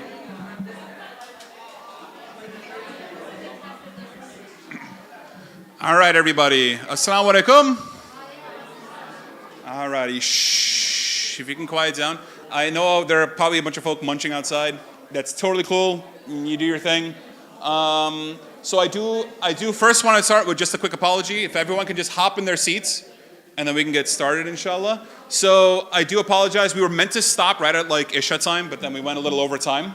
So Sister Alaa and I only have a few more slides to go. So we're going to wrap up the rest of our presentation, and then we're going to open it for Q&A afterwards. So you guys are free to get food as you wish. I just want to ask to not cause a commotion while you guys are doing that. So feel free to use the back entrance if you're going to be jumping in and out to get food. Alrighty, so if you could just quiet down. Shh. Thank you, everybody. Thank you. I really, really want to talk about weed. So if you can quiet down for a bit, that'd be super helpful if we can do that. So we're gonna jump right back in. I've only got like 2 more substances to go through, and then inshallah we're gonna wrap up with treatment options, and then Sister Alaa will bring us home from there. So I'm gonna start with everybody's favorite topic. This is what everyone asks about. There isn't a single mental health event that I have done where when Q&A starts, the first thing someone asks me is like, Dr. Shareef, like, they're legalizing it, so like, is marijuana halal? And I'm like, all right, here's what I'm gonna tell you. I am a physician. I have an MD degree. I do not have an ijaza. I am not a mufti. I will not drop fatwa. I will not declare something halal or haram. It's not my job to do that. If you are seeking a fatwa, consult a sheikh or a mufti if this is what you're seeking. What I am going to give you is the clinical background on what this is and what it does. So do not look for me justifying use of marijuana, because I'm not going to justify use of marijuana, except, and I'll make this exception, you'll see the exception as I go. But just to give you a brief gist, before we took the break, I talked about cannabis. Cannabis is what people generally refer to as marijuana. It's the clinical term that we use for it. Cannabis is like the parent plant, and the parent has 2 kids. One's a super naughty kid, and one's like a really, really slow, like underachiever kid. So this is how we want you to think of like these 2 kids. So the really, really naughty kid that's like bouncing around all over the walls, acting super wild and out of control, that is marijuana. Marijuana is very high in THC, low in CBD. Then there's the slacker kid, the kid who doesn't do his work, the kid who's sort of like zonked out, the kid who doesn't really have motivation, it's really super slow. That kid is hemp. So how do you tell the difference between the two? It's the core ingredient that you see in marijuana. So on this side of the screen, you guys are gonna see THC. THC stands for tetrahydrocannabinol. What THC is, THC, like I told you guys before the break, this is the part of marijuana when someone smokes as part of marijuana, they don't become slow, they actually get ramped up. They ramp up. So the one that everyone thinks about when you think Hollywood, when you think TV, when you think like what marijuana looks like for people, like the stoner slacker, like bloodshot eyes, super slow, like the surfer dude kind of marijuana that I showed you guys before, like the really slow moving guy, that is CBD. CBD is something that is anti-anxiety. It calms the body down, it relaxes the person. THC does the opposite. So if you look at the bottom, you see the brain down there?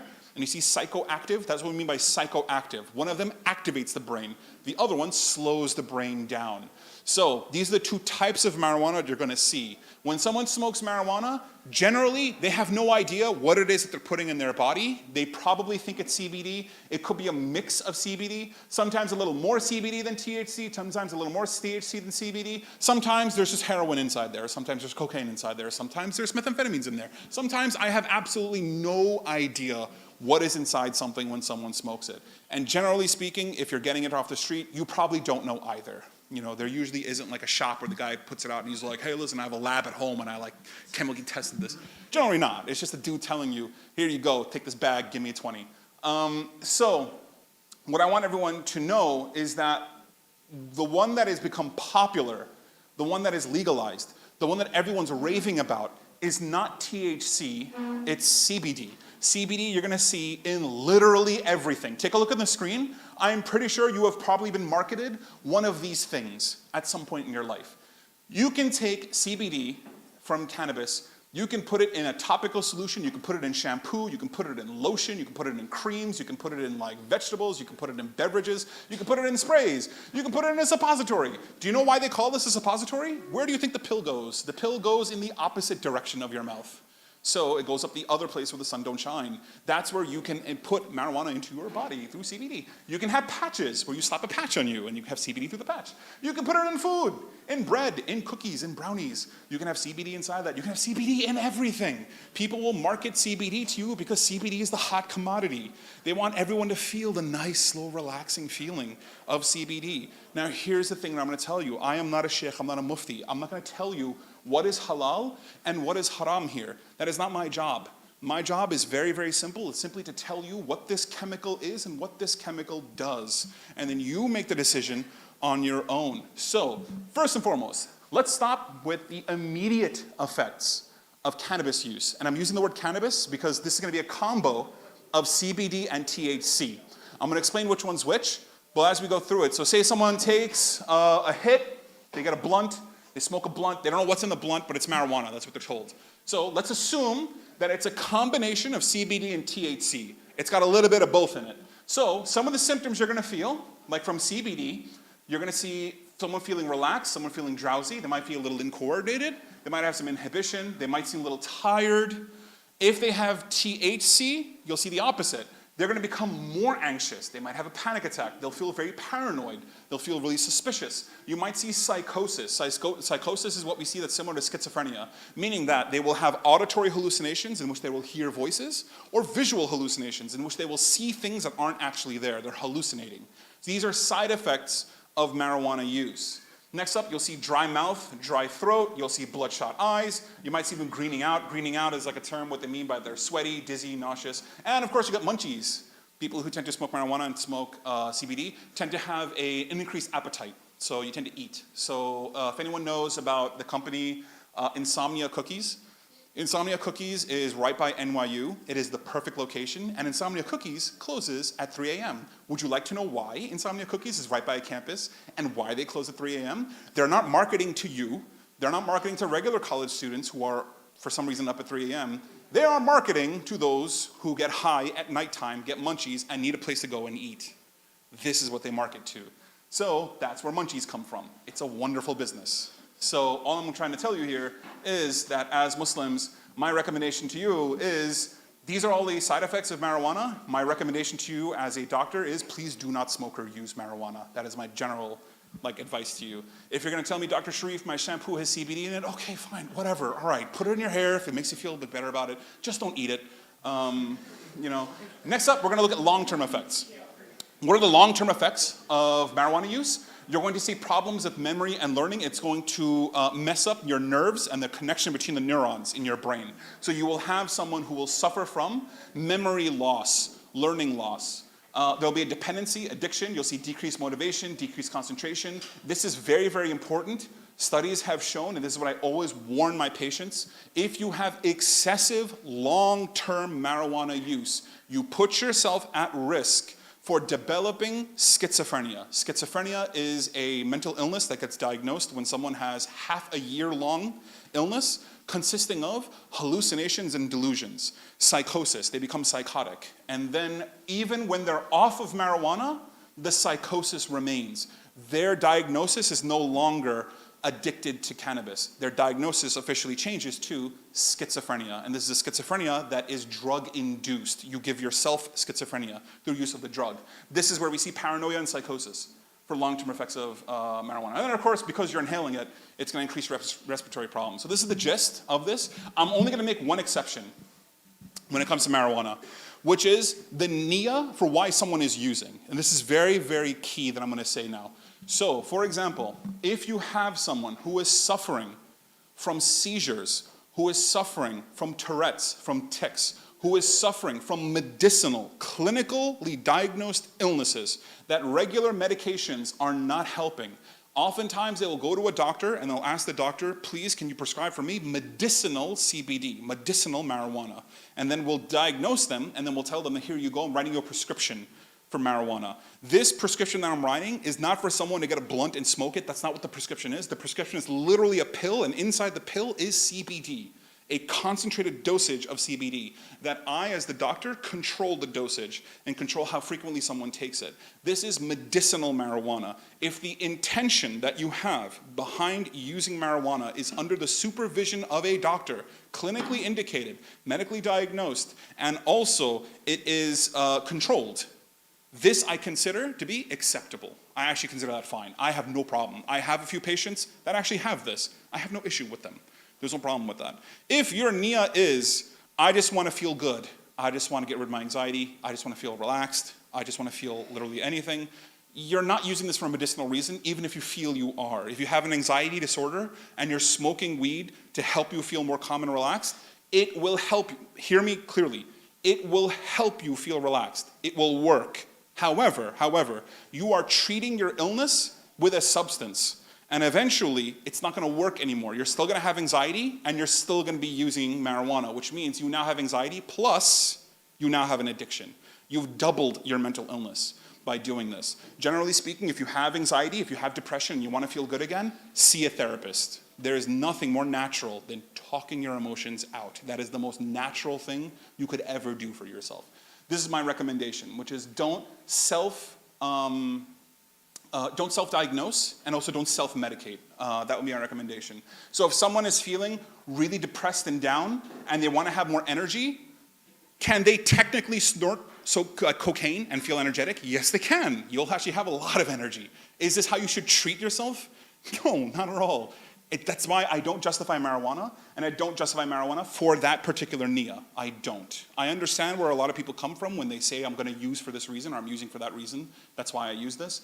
I don't really accept it, not unless it's clinically indicated. So that's just my 2 cents. I'm just giving this like brief little thing. A lot of people ask about it's being legalized, it's being whatever, all that stuff. That's all fine and dandy. Alcohol has been legal since the 20s, and it's very obvious what effect that has. So you can't use a legal argument on me. It doesn't work. I'm not a lawyer. I know what I see when someone uses. From here, I want to shift to opiates, and this will be the last thing that I will touch upon. So opiate use is something that has become a serious problem only recently. Everyone here is thinking, well, I don't know anyone who shoots up heroin, like that's only for people like in the inner city. And I would tell you that, like, no, heroin is actually not the problem. Heroin is not actually what's killing us. What's actually killing us are prescription painkiller medications. If anyone here has ever been to a doctor and has suffered from something like, I'll use an example, my wisdom teeth. I had 4 wisdom teeth removed. I was 22 years old? I forgot how old I was. I was like 21, 22. I got 4 wisdom teeth removed. I received, I believe it was 180 pills of 70 milligram OxyContin from my dentist. I remember taking, there was like maybe 2 of them. I remember taking 2 pills. And the feeling I got was like, and I'm a big guy too, I'm 6'4", but like just 2 pills of taking OxyContin, I felt like I was floating. It was like the weirdest feeling that I had. And I told myself, yeah, I'm good with these. And I didn't use my OxyContin. However, what I will tell you is that had I actually started using OxyContin, even just for my pain, I guarantee you it would have done something to me. I think I would have felt really good. I think I would have continued to use. When my OxyContin runs out, I am going to fall into withdrawals from opiate use. If I fall into withdrawals, what do I need? I need another hit again. I'm going to look for someone else's prescription. I'm going to take a bunch of Tylenol. I'm going to take a bunch of Motrin. I'm going to take a bunch of ibuprofen. I'm going to find whatever I can find to just make me feel good again, because I'm feeling it again. So people often think, well, I'm not using heroin. What I'm honestly trying to tell you is that heroin is not what people are using. It's prescription medications. Everyone here has probably had a painkiller in your life. There isn't a single human on the planet that hasn't popped a Tylenol at one point in their life. You know the feeling that I'm talking about. It does make you feel better. It does, it does. It absolutely does. So what are the side effects that we see from it? So you can see drowsiness, you can see physical dependence, it usually causes dry mouth. Opiate use can slow down the digestive system, so you have a lot of constipation as a result. You also run a risk of low calcium in the body. It can cause fractures in the bones. But the most important thing that I want to focus on that opiates will do to you is in an overdose, it will look as if a person is sleeping if you've taken too many opiates. It looks like they're just like asleep. What's actually happening is the major side effect of opiates is that they shut the lungs down. They shut the lungs down from breathing. You stop breathing. So that person who looks like they're passed out, if you look at their chest, the chest isn't rising and falling. The chest is actually still. They're going to die in their sleep from lack of oxygen because the lungs aren't working. That is how an opiate overdose kills someone. This is how you die from opiate use. And you're thinking to yourself, had I taken 2, 3, 4 pills of the OxyContin, would that have been enough to kill me? No, it probably would have knocked me out, but it wouldn't have been enough to kill me. What I'm going to show you right now is, if you look at these 3 bottles up on the screen, you're going to see heroin on the left-hand side, fentanyl in the middle, and carfentanil. Fentanyl is a derivative of morphine. It is one of the strongest derivatives of morphine. It's about 1,000 times more powerful than morphine. Morphine is a medicinal anti-pain medication, analgesic. It's used in surgeries. It's used in combat. Usually have combat medics who have morphine. It's a very powerful painkiller. Fentanyl is 1,000 times more powerful than morphine. Carfentanil is 1,000 times more powerful than fentanyl. So what you see over here looks like little salt, like little pinches of salt inside that. What you're seeing for all 3 bottles is the amount needed of that chemical to kill an adult human. So if you look at heroin, that much heroin is needed in order to die. That will kill a human if you have that much heroin in your system. Look at fentanyl. It's literally what you sprinkle on top of your food. That much fentanyl is enough to kill a grown adult man. And look at carfentanil. That is a speck. And that speck alone is enough to kill someone. So when someone is smoking something and they have no idea what they're putting in their system, this is what we use the word laced. Laced means that you think you're smoking something, but it could be laced with something else. So if I don't have enough heroin to make it look like I'm selling you a lot, I'm going to sprinkle some fentanyl on it because it'll give you a much stronger hit and you'll think you've got better product. Therefore, I'm making you feel as if you got something better for less product. Do you understand how I just verbalize that? So it's sort of the equivalent of trying to give you more of something but making you think that oh, it's stronger so I need less of it, so it's better. But eventually what it means is that if I take the same amount of heroin that I'm normally taking but it's laced with fentanyl, I will accidentally kill myself because I don't know what's in that. So what happens when someone overdoses on opiates? Essentially, you have to administer a rescue medication. This is the rescue medication. It's called Narcan.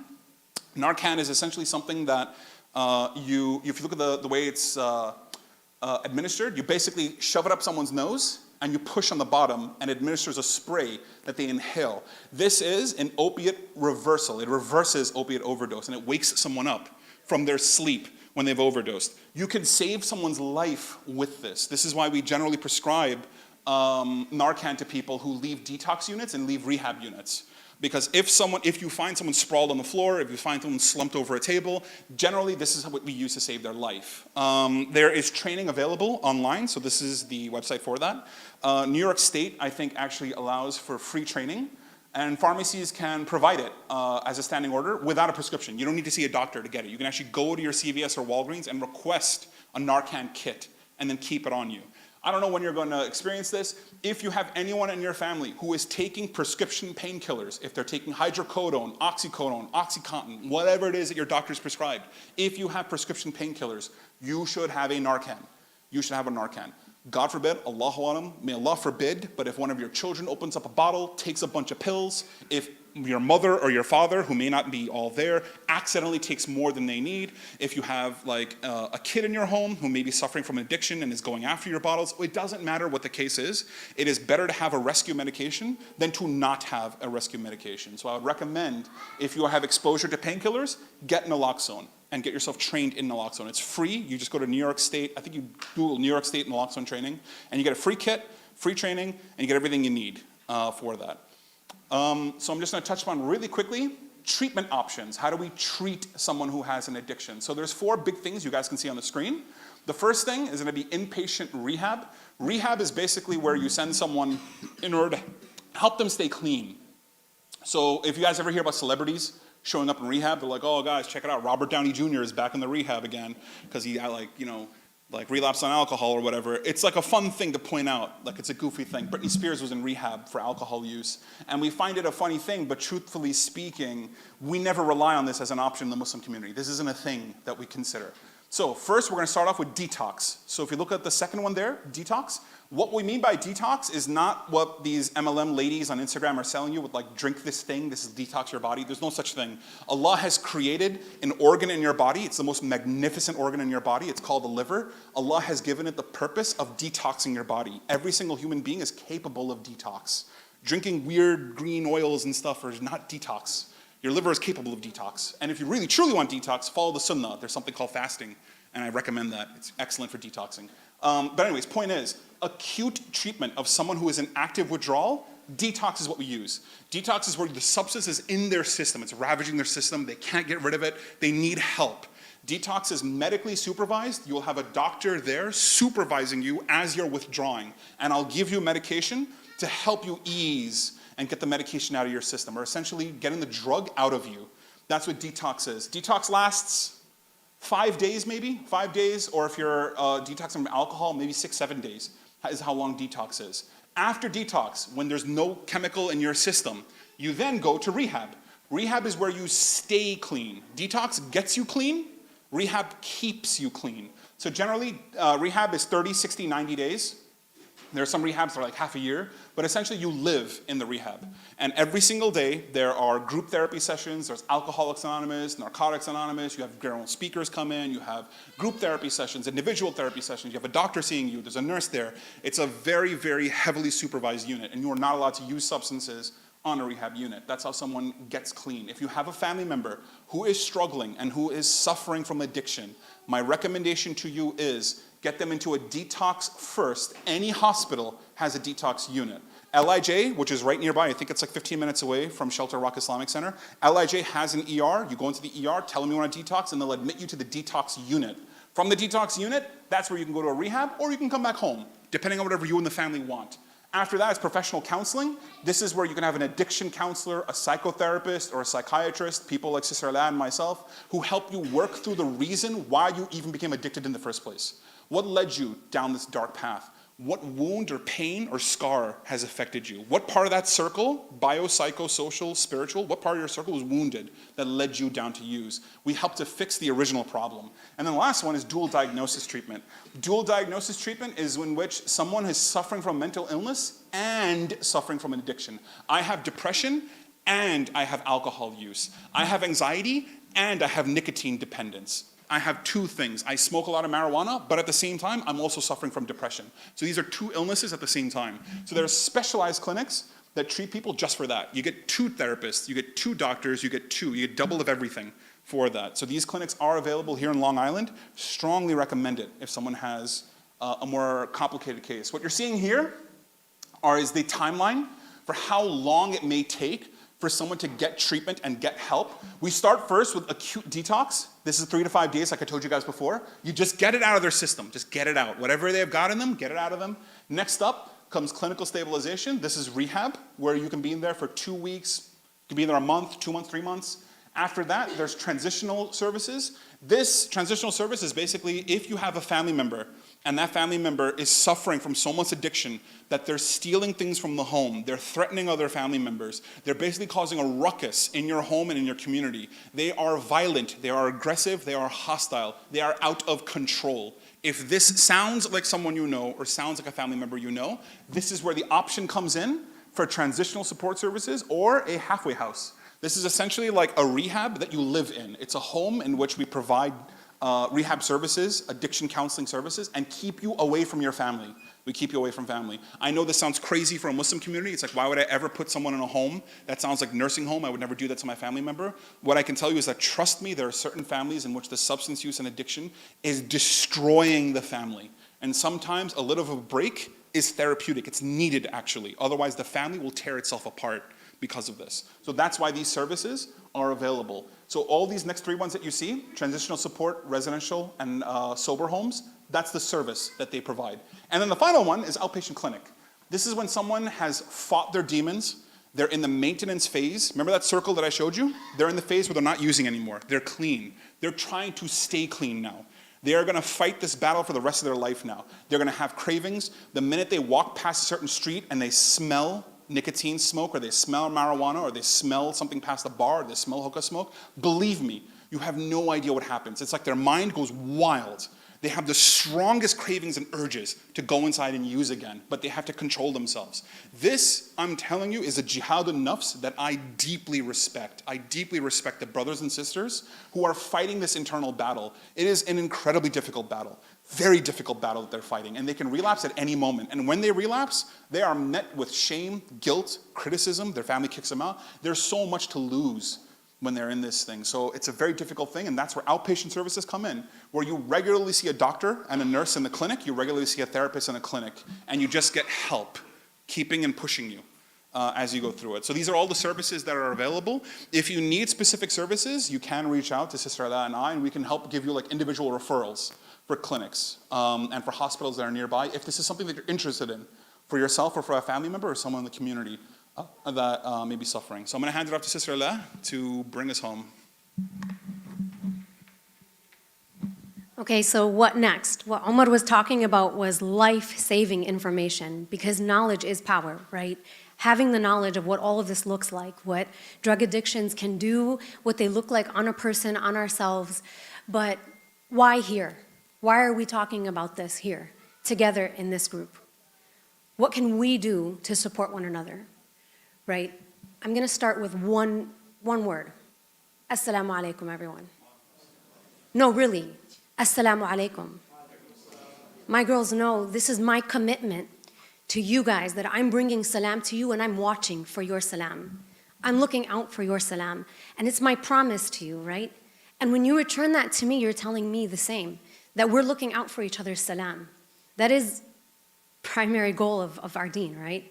We owe it to each other to look out for one another when someone is hurting or struggling, when someone's not looking right or not coming to the masjid anymore.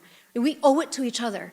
And we can choose to be a part of someone's healing, or we can choose to increase their suffering, right? And we have to watch out, because we may be a part of someone, we may be increasing someone's suffering, right? I can tell you one quick story. I was in the car with a friend and another friend 10 years ago. And I haven't seen this friend in a long time. I tried calling her, she'd ignore my calls, and finally we're sitting in this car together, and I'm so grateful. And I took my opportunity and I said, hey, look, if you're struggling, you can come to me. I don't care if you're in the middle of the street at 2 a.m.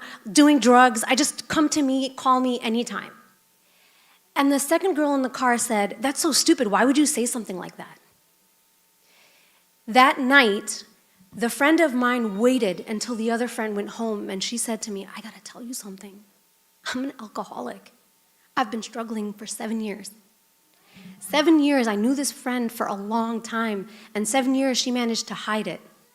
And of course, the one friend who said, that's so stupid, why would you say something like that? She's not gonna talk to her.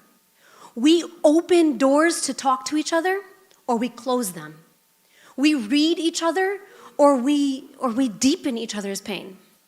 So here, we are opening this space and hoping that inshallah, as a community, we can continue to find ways to encourage each other, lift each other up, bring each other to a place of strength and salam, right?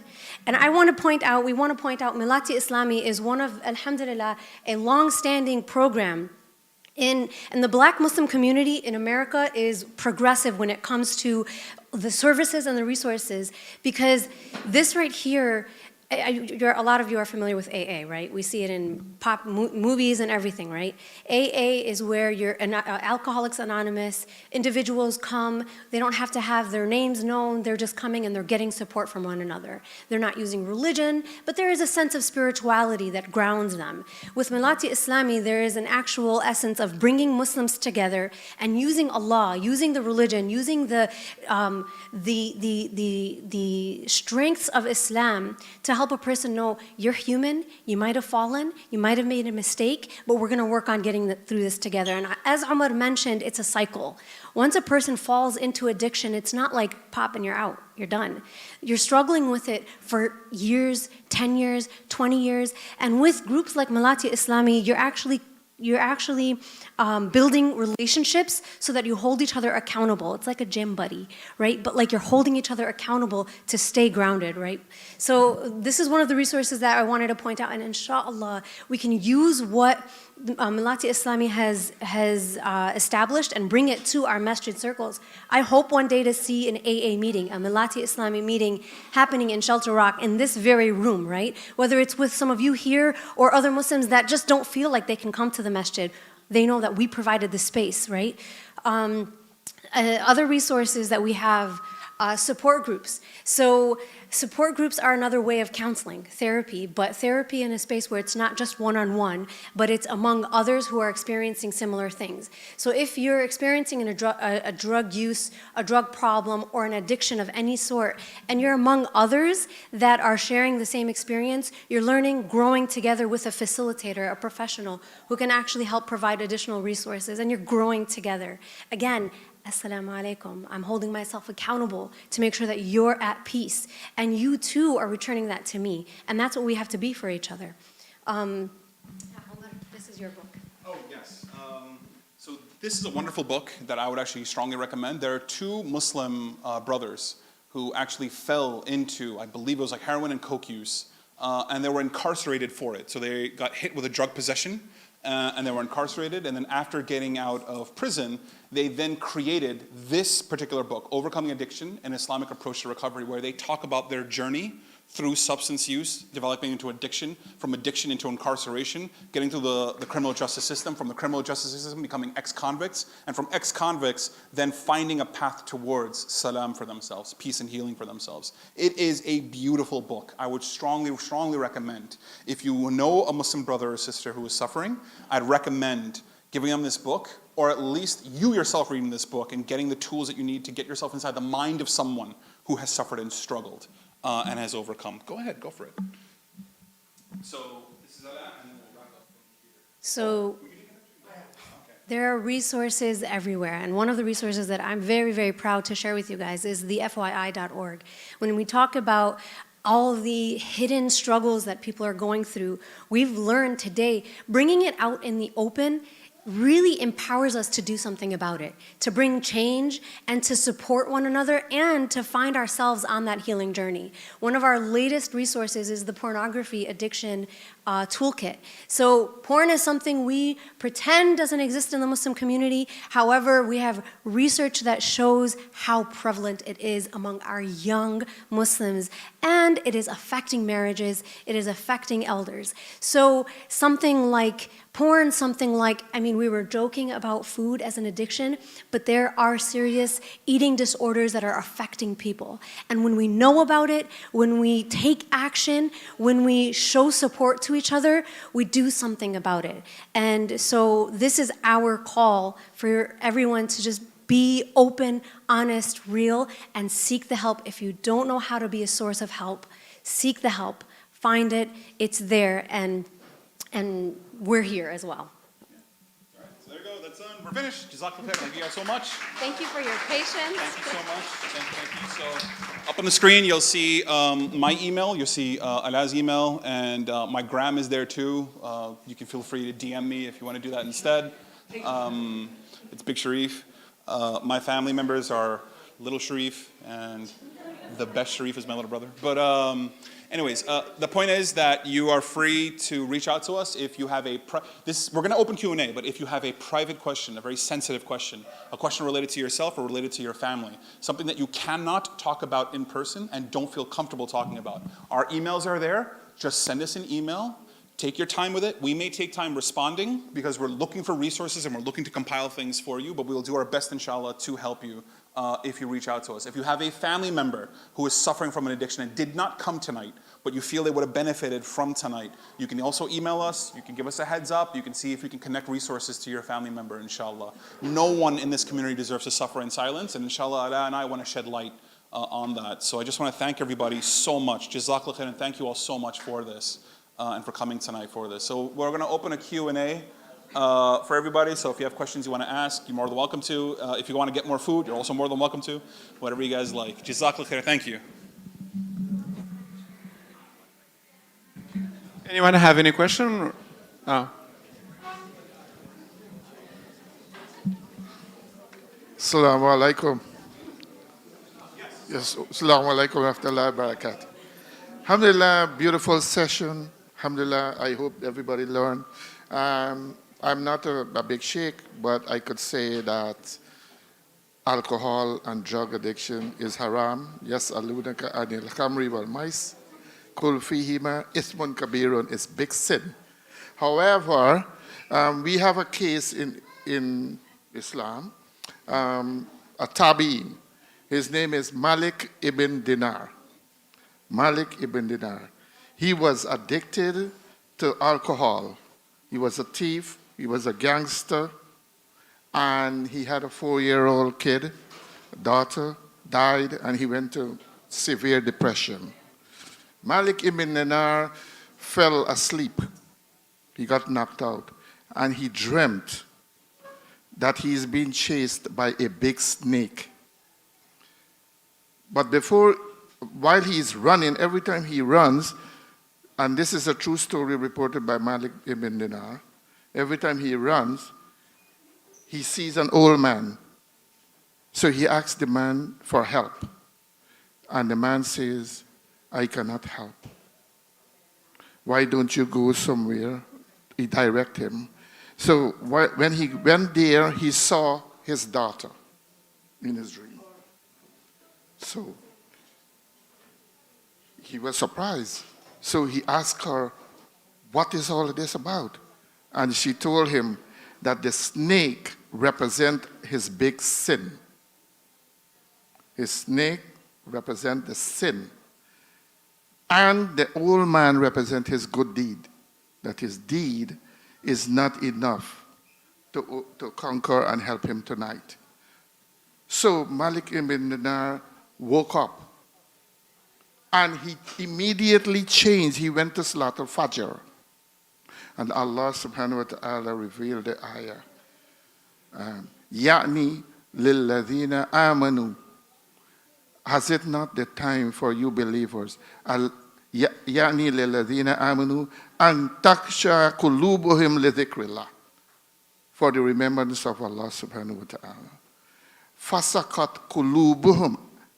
At the end, don't be like those people whose heart is hard, that many of them went astray. Now, the moral of this story is a very long story, but Malik ibn Dinar, of having seen the snake, this big snake, which represents all his sin, the alcohol abuse, and the thief, and the reckless life that he used to live, that represented by this big snake, Malik ibn Dinar made that change himself and went to Salatul Fajr. And Malik ibn Dinar became one of the biggest sheikh, imam of hadith in Islam. He is a big example for this. And so the ayah that Allah subhanahu wa ta'ala mentioned, Inna Allah la yughayyiru ma bi qawmin hatta yughayyiru ma bi anfusihim. He will not change the condition of a people until the people change the condition of themselves. So Allah subhanahu wa ta'ala is addressing the believers.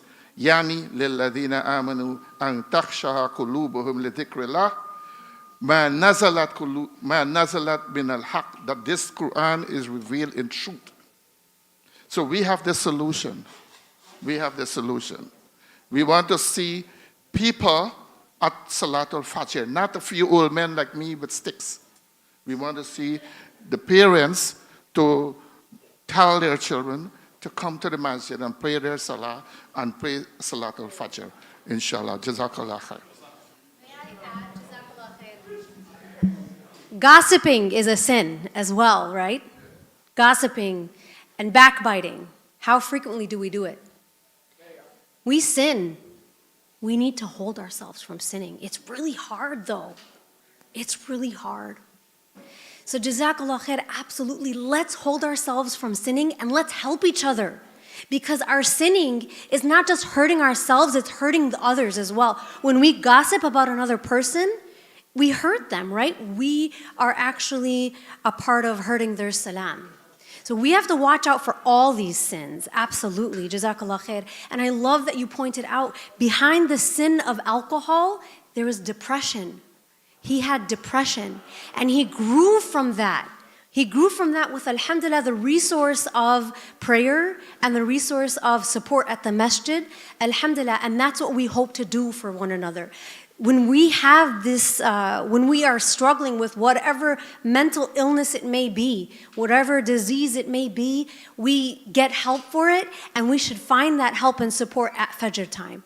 We should find that help. We shouldn't find a gossiping person that might bring us down, right? So I just wanted to remind us that there are so many sins we're engaging in that are haram, right? And we want to hold ourselves from those. That's the point of guidance through a Quran and guidelines through Islam, right? At the same time, we are suffering. We are humans. وَخُلِقَ الْإِنسَانُ ضَعِيفًا. Allah created the insan with weakness. So we may fall, and we want to be able to remember that we can also pick ourselves up and be picked up and help others rise.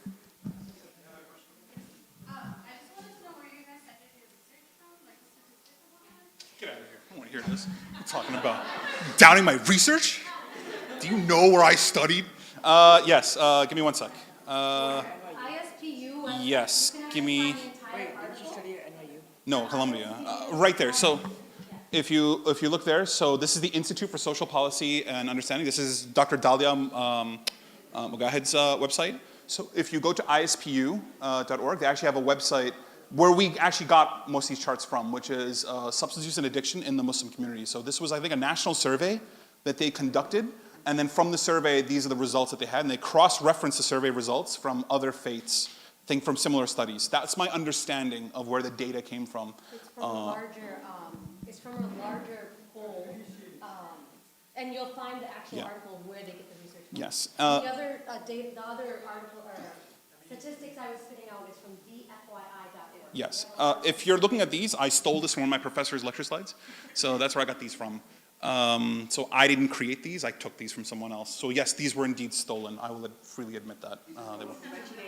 Yes, you can actually, they're literally stolen the year I was born. That's how old these studies are. That's why they look like they were ancient. But I still think they make a good point for myself. But that's where we got our data from for this. I hope, inshallah, that helps answer your question. And then the only other point that I just wanted to address, no, one sec, I think it's, here we go, was just to the Sheikh's point, mashallah, which is I believe, I'm a very strong believer as a Muslim in the spiritual dimension of this circle. Most doctors, most treatment centers do not acknowledge that part. They don't. They're there to give you the other three parts of the circle because that's what they're going to give you.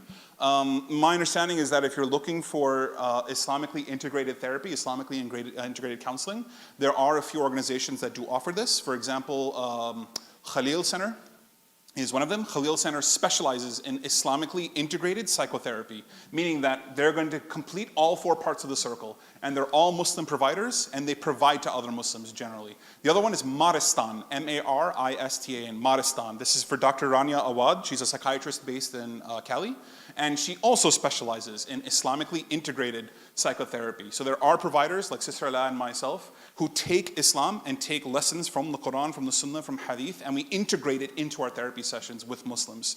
This is something. However, I will say this, and this is very important, which is when it comes to addiction, when it comes to substance use, I would much prefer that someone see a provider than to not see anyone at all waiting for a Muslim provider. Just see someone, anyone, get the process going for yourself. That's the most important thing. And inshallah, if a Muslim provider is available, wonderful. But if they're not available, get help. Get help. Don't just suffer waiting for something to open up for yourself. That's not something that we recommend. The last thing is just that do keep in mind, and this is very important, which is that I will always emphasize the spiritual aspect of someone's circle, but do not neglect the other parts of the circle. That Allah subhanahu wa ta'ala has not created us as individuals, He created us as a community.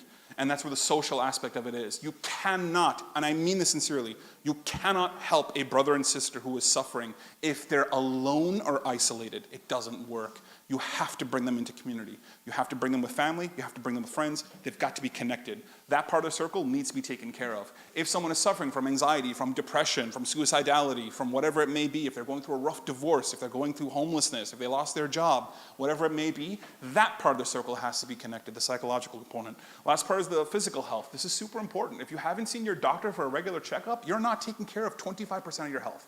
You're just not taking care of it. So please take care of your body. Allah has only given you one body.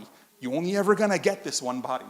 This body is an amana upon you, so take care of your body. And the most important lesson, and I know the two of us are biased, but I really want everyone to take care of the psychological part of your circle. Your mental health is absolutely crucial, absolutely crucial. Allah subhanahu wa ta'ala has created mental illness in the same way that Allah subhanahu wa ta'ala has created physical illness. And Allah has created a cure for every single illness except for one.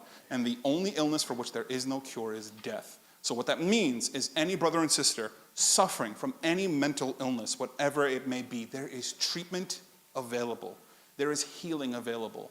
The two of us can speak to that. So don't ever think to yourself that it's hopeless, you can't do it, it's no way, you've tried it, it doesn't work, I've made 1,000,000 du'as, I do all this stuff. You're only using one part of your circle, only one part. You've still got another 3 parts to work with. So that's my recommendation. Have the imam hold one hand, have the doctor hold the other, and let both of us bring you to healing and wellness, inshallah. So that's my 2 cents for that. So jazakallah khair, and thank you guys for this. Yes. Assalamu alaikum wa rahmatullahi wa barakatuh. I just want to, before we end, 15-minute driving from where we stand right now, 4 years ago, Imam of North Shore, he called me and he said, can you come immediately if you're not working? And when I went to that place, it was a church, and it was a boy who was 19 years old, and he died. The father is Muslim, and the mother, she is not Muslim, she doesn't believe in Islam. It was a big fight that moment over the body of that child or that boy. That's the mom want to bury him based on the Christian belief. And the father was crying, and I will never forget what he said. He was died, and I want to ask what was the purpose. He's 19 years old, he was overdosed drugs. And he would just keep repeating one sentence: I am the one who killed my son. I'm the one who killed my son. Because I never been to the masjid, even though the masjid is 10 minutes away from him. That scene I will never forget my life. And back to what Sister Alaa said all the time, circulate yourself by professional, but in the meantime also by the community. At the end of this session, I really can thank both of you enough. We're really a big addition to our community. Jazakumullah khairan. The only thing that we can offer both of them to make dua, may Allah subhanahu wa ta'ala forgive all of your sin. And also I want to ask Sister Shabina, it was all of you, because of you, Sister Shabina, Jazakumullah khairan. May Allah subhanahu wa ta'ala reward you, but we need you to do this another time, inshallah. We just need another session, Bisna Rabbi. At the end, we thank all of you. Subhanakallah wa bihamdik. Nashhadu an la ilaha illa ant. Nastaghfiruka wa natubu ilayk. A'udhu billahi minash shaitanir rajim. Bismillahir rahmanir rahim. والعصر إن الإنسان لفي خسر إلا الذين آمنوا وعملوا الصالحات وتواصوا بالحق وتواصوا بالصبر. السلام عليكم ورحمة الله تعالى وبركاته.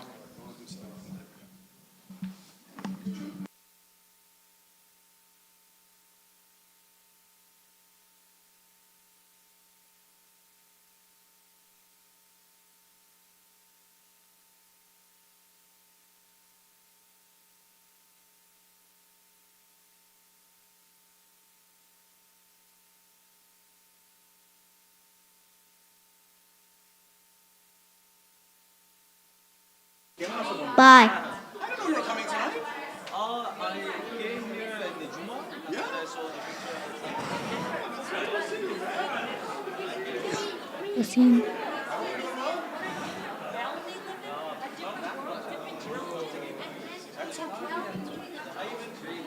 sent me email? Good. Today I did. Today you did? Good. I want to say something. On the mic? Ooh, you might need permission. No, is this a free laptop? No. No way, it's a free laptop. I'm taking this home. I mean, it's mad old. You get a better one. You should take this thing. This thing's busted up, man. It's not that good. Check Snapchat, bro. I sent you a couple stuff. Oh, you did? Yeah, right now. Oh, my man. All right. You recording? What? No, I just sent a picture of us saying I see you, and I said I'm addicted to your speeches. This is RPG. Okay. This is RPG. Hey. See you on Tuesday then.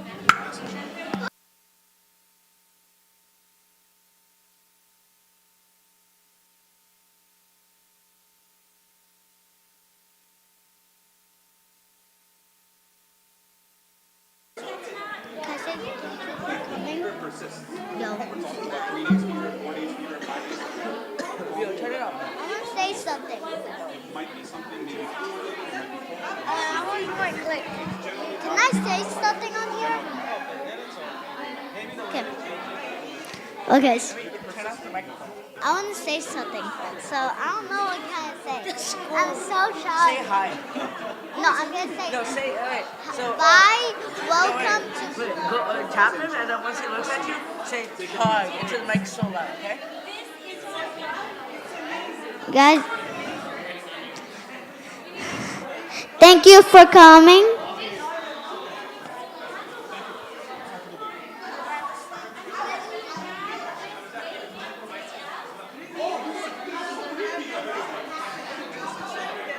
Brother Omar. Oopsies. Get out of here. Thank I'm you. gonna say something. Thank you. I'll say something.